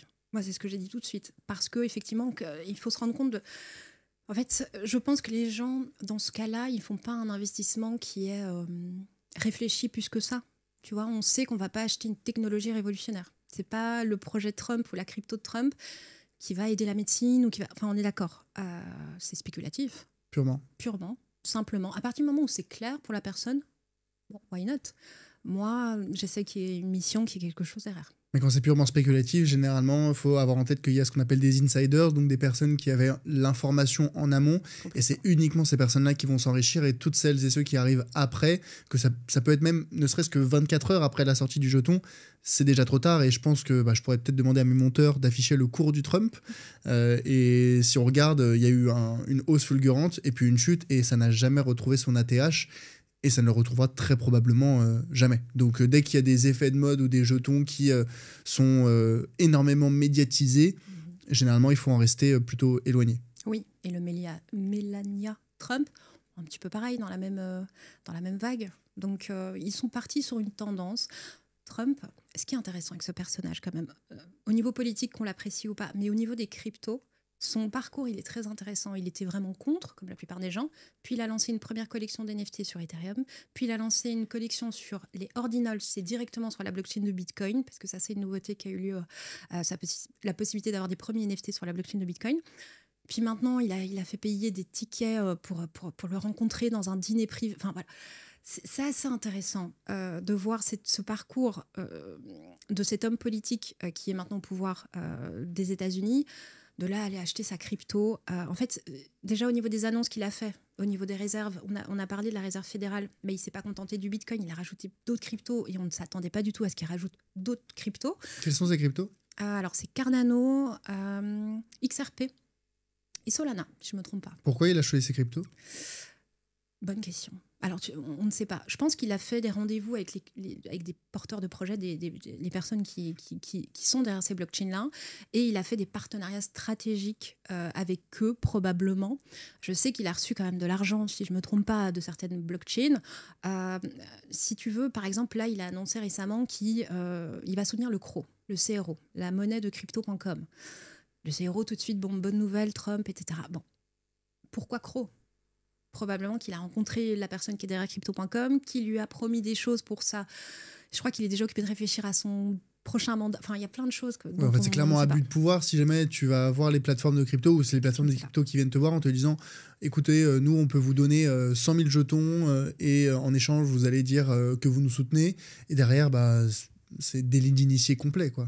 En fait, je pense qu'il a été intelligent de réaliser que beaucoup d'Américains possédaient des cryptos et du coup, il a les voix de ces personnes-là, il est obligé maintenant de délivrer. Parce qu'il est au pouvoir et il a fait beaucoup de promesses. Par exemple, il a promis de libérer Russell Bricht, qui est le fondateur de Silk Road. C'était une promesse. Et il savait qu'il allait avoir toutes les voix des personnes qui veulent que cette personne qui était quand même enfermée depuis plus de 10 ans, si je ne me trompe pas, ils ont voté pour lui. Donc là, une des premières choses qu'il a faites, c'est le gracier. Ouais, donc c'est vraiment un opportuniste à dire et à promettre tout ce qui va lui rendre... un homme politique, quoi. Ouais, mais pas bon, quand même, jusqu'à un certain point. Quoi. Est-ce que tu as déjà fait une rencontre dans cet écosystème crypto qui t'a particulièrement marqué? Oui, par exemple, de nouveau, à mon anniversaire l'année passée, quand il y a eu le Halloween, j'étais à Dubaï. Donc, il y avait un événement très important, le token 2049, si je ne me trompe pas. Et c'était pendant les inondations. Donc, c'était assez particulier. Donc, oui, c'était particulier d'être à Dubaï à ce moment-là. Les taxis avec de l'eau, enfin voilà, c'était... Oui. Et en fait, j'ai du coup rencontré des gens auxquels j'aurais peut-être pas eu accès à une soirée sur un rooftop au Saint-Régis, si je me trompe pas, et des gens que je pensais pas du tout qui étaient dans l'écosystème crypto. Alors, j'ai vu des youtubeurs connus, notamment, moi j'aime bien tout ce qui est anglophone, donc Ladies of Crypto. Enfin, j'ai vu plein de gens que je regarde depuis des années, mais j'ai aussi vu des gens de télé-réalité. Par exemple, je sais pas si tu connais Jessica et Thibaut, un couple un peu mythique. Des Marseillais. Oui, ouais. Ils étaient là et je me retrouve avec Jessica à parler de crypto et de wallet, et je me dis incroyable quand même. Donc en fait, si tu veux, j'ai vécu tellement de choses comme ça ces derniers temps avec des gens improbables. Et en fait, ce qui nous relie, c'est les cryptos. Très bizarre. Est-ce que c'est vraiment rassurant? Moi, je sais pas, je verrais des influenceurs de réseaux sociaux tu vois, qui n'ont rien à voir avec la technologie. Je sais pas si c'est très rassurant de les voir. En fait, ce que ça me dit, c'est l'adoption. T'imagines des gens comme ça qui ont une communauté, si un jour ils en parlent beaucoup plus clairement en disant nous voilà on a fait ça, on trouve que les cryptos etc. Je sais pas s'ils l'ont fait ou pas, j'ai pas regardé, mais je trouve ça intéressant parce que ça veut dire quelque chose d'un point de vue adoption. Moi c'est ça qui m'intéresse. Et puis aussi tu as des porteurs de projets que tu peux rencontrer à des événements qui sont fascinants quoi. Et qui sont là. C'est pas juste j'entends parler d'un événement, c'est non, tu vas, ils sont là et tu peux leur poser des questions et moi, je trouve tu vois la personne qui est derrière, donc ça humanise. Oui. Et tu dis, mais en fait, c'est pas juste un projet sur Internet. Il y a des personnes réelles dans lesquelles tu peux avoir une conviction et qui elles-mêmes... un projet, quoi. Oui, parce que par exemple, quand tu investis en bourse, est-ce que tu vas rencontrer à chaque fois le président ou le fondateur de la société dans laquelle tu... C'est compliqué. Nous, c'est vrai que comme on a un petit écosystème, on va plus facilement être mis en contact avec effectivement des gens, des porteurs de projets et des gens qu'on peut regarder. Moi, quand je me suis formée au départ, oui, après, j'ai pu rencontrer la plupart des gens et je trouve ça fascinant. Et c'est souvent des très belles personnes en plus. Tu as pu rencontrer des porteurs de projets qui t'ont marqué et c'était quel projet? Alors, c'est pas forcément qui m'ont marqué, mais c'est plus me dire qu'ils étaient hyper accessibles, quoi. En fait, il suffit de passer, s'ils sont dans leur stand ou s'ils sortent de conférence, il suffit de leur demander « Vous avez une minute ?» Ah bah oui. Et ils viennent, ils parlent avec toi. Et en fait, c'est là que tu te rends compte qu'il n'y a pas cette barre. En fait, en blockchain et en crypto, on est tous quelque part sur un pied d'égalité, mais tu le ressens aussi quand tu vas aux événements. Quand tu rencontres les porteurs de projets, des gens qui ont beaucoup d'argent et qui te parlent, ils sont hyper ouverts, et c'est ça que je trouve fascinant. C'est des gens qui veulent changer, pour moi, le monde quand même, quelque part. En tout cas, certains projets, pas tous les projets, parce qu'il y a beaucoup d'arnaques, mais les vrais projets, ils veulent apporter vraiment quelque chose et ils sont ouverts à en discuter. En fait, c'est des passionnés. Pour moi, les personnes qui sont là depuis très longtemps, qui ont des projets qui sont toujours là, ou des gens qui parlent de cet écosystème, c'est des gens qui sont vraiment là, pas pour faire de l'argent, mais ils sont là pour aider les autres et ils sont là pour éduquer sur ce bel univers. Tu vas rencontrer, quand je démarrais dans cet écosystème, des personnes que je regardais sur YouTube depuis longtemps, que ce soit Xavier Delma, que c'était même Nicolas Chéron, que ce soit Mathias Bacchino, toutes ces personnes-là. Et en fait, moi, j'avais été aussi, pareil, hyper étonné de leur accessibilité. C'est les marchés boursiers, mais il y a quand même, tu vois, des personnes qui restent hyper accessibles. Totalement, totalement. Parlons chiffres, là, concrètement. Le Bitcoin, tu l'as dit, ne fait que de battre son all-time high, donc son plus haut historique. Ouais. Ça fait que de monter. Mais on l'a déjà dit, les arbres ne montent pas au ciel. Est-ce que c'est pas trop tard pour investir dans le Bitcoin et comment on fait pour investir si aujourd'hui on se dit on veut s'intéresser à cet écosystème? Alors pour moi, il est jamais trop tard. Déjà parce que si on a une vision long terme, le fait de rentrer maintenant, dans 6 mois, dans 1 an, n'a pas vraiment d'impact. Pourquoi ? Parce que déjà, si je fais un DCA, ça veut dire que je vais mettre en place, et c'est ce que je recommande pour la plupart des gens, parce qu'en fait, sur le long terme, c'est ce qui fonctionne le mieux. Donc, c'est un achat à une fréquence particulière, toujours la même somme, peu importe le prix de la crypto. Donc, je commence maintenant dans 6 mois. Dans ces moments-là, on fait complètement, peu importe le prix de l'actif, c'est même plus ça qui nous intéresse, c'est en accumuler le plus possible. Et après, ça nous fait un petit prix moyen. Donc, il n'est jamais trop tard. Je pense peut-être même pour ce cycle-ci, il y a encore des belles opportunités. On voit Ethereum qui commence à sortir un peu de sa grotte. C'est des bonnes nouvelles pour nous, pour l'écosystème altcoin. Et même Bitcoin pourra encore nous surprendre. Après, je ne sais pas jusqu'où il va monter. Moi, je ne suis pas très prédiction, mais j'écoute ce qui se dit. Ce que je sais, c'est que l'impact de grosses annonces macro, par exemple, tu sais, l'achat que je t'ai expliqué pour le Bitcoin Act de Cynthia Lummis, la sénatrice du Wyoming, une fois que c'est acté, il va y avoir un effet boule de neige avec tous les États qui vont commencer à acheter du Bitcoin. Ça m'étonnerait qu'il n'y ait pas un impact sur le prix. Mais tu l'as dit, c'est des cycles. Il y a une phase de hausse, puis des phases de baisse forte historiquement, puis un bear market, donc période plutôt neutre, stable. Est-ce qu'il vaut mieux pas attendre, moi qui suis non pas un investisseur court terme qui me dit ça va encore monter pendant quelques semaines, quelques mois, si jamais je suis un investisseur long terme, est-ce que j'aurais pas plutôt intérêt à attendre la chute et ensuite à me positionner entre guillemets plus bas lors du bear market? Tu peux faire les deux. Tu peux rentrer maintenant et en acheter encore en chute. En fait, le problème c'est quand on retarde. Tu sais, c'est ça le souci, c'est que je le sais par expérience. J'accompagne des gens, je le vois. Les émotions vont faire que quand ça va chuter, les gens vont commencer à avoir une perte de confiance en disant « Ah ben ça y est, l'écosystème est occupé de mourir, c'est la fin, etc. » Non, c'est le moment de rentrer. Le problème, c'est que les gens n'auront pas envie de rentrer à ce moment-là, probablement, la plupart des gens. Si on a affaire à quelqu'un qui est très discipliné, qui se met une stratégie en place et qui le fait quoi qu'il arrive, magnifique. Oui, évidemment, c'est plus intelligent. La plupart des gens ne le font pas. Ils vont repousser, ils vont dire non mais je vais attendre que ça remonte. Et après on attend que ça remonte de combien de pourcents. Puis une fois que c'est monté, non mais je vais attendre que ça remonte encore un petit peu plus pour me rassurer. Et puis en fait on va chercher En fait les émotions doivent être sorties d'une stratégie, donc commencer le plus tôt possible. Pour moi c'est une bonne idée, même avec une petite somme. Oui, de toute façon, le fait de faire du DCA, de dollar cost averaging, d'investir une petite partie chaque mois, ça permet de lisser son prix d'entrée. Et donc si on achète aujourd'hui du Bitcoin et que le cours augmente, super, le capital qu'on a déjà investi va prendre en valeur. Par contre, si jamais le cours du Bitcoin chute, tant mieux, je vais pouvoir continuer à acheter de moins en moins cher, ce qu'on appelle moyenner son prix d'achat à la baisse.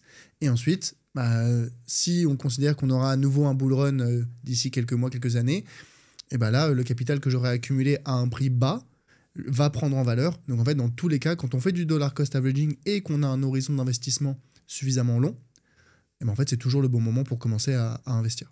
Complètement, puisque le prix de l'actif n'a aucune incidence. Si tu devais donner une seule bonne raison à quelqu'un qui aujourd'hui est encore peut-être un peu sceptique, ça fait plus d'1h30 qu'on discute, mais qui se dit ouais, quand même je suis un petit peu en hésitation sur le fait de me lancer là-dedans, quelle raison tu lui donnerais pour l'encourager à se lancer? Si vous, ça ne vous intéresse pas, sachez que vos enfants seront concernés un jour ou l'autre. C'est une technologie qui ne fait que grandir petit à petit, c'est que le début. Donc prenez un petit peu un train d'avance et intéressez-vous, si c'est pas pour vous, c'est pour vos enfants. Déjà, moi, c'est ce par quoi je commencerai. Et si c'est des grands-parents, imaginons c'est encore une génération avant, je leur dirais, vos petits-enfants vont probablement être concernés. Vous avez vu l'impact d'Internet sur vos enfants, puisqu'ils étaient là dans les années 90. Imaginez l'impact que la blockchain aura sur vos petits-enfants.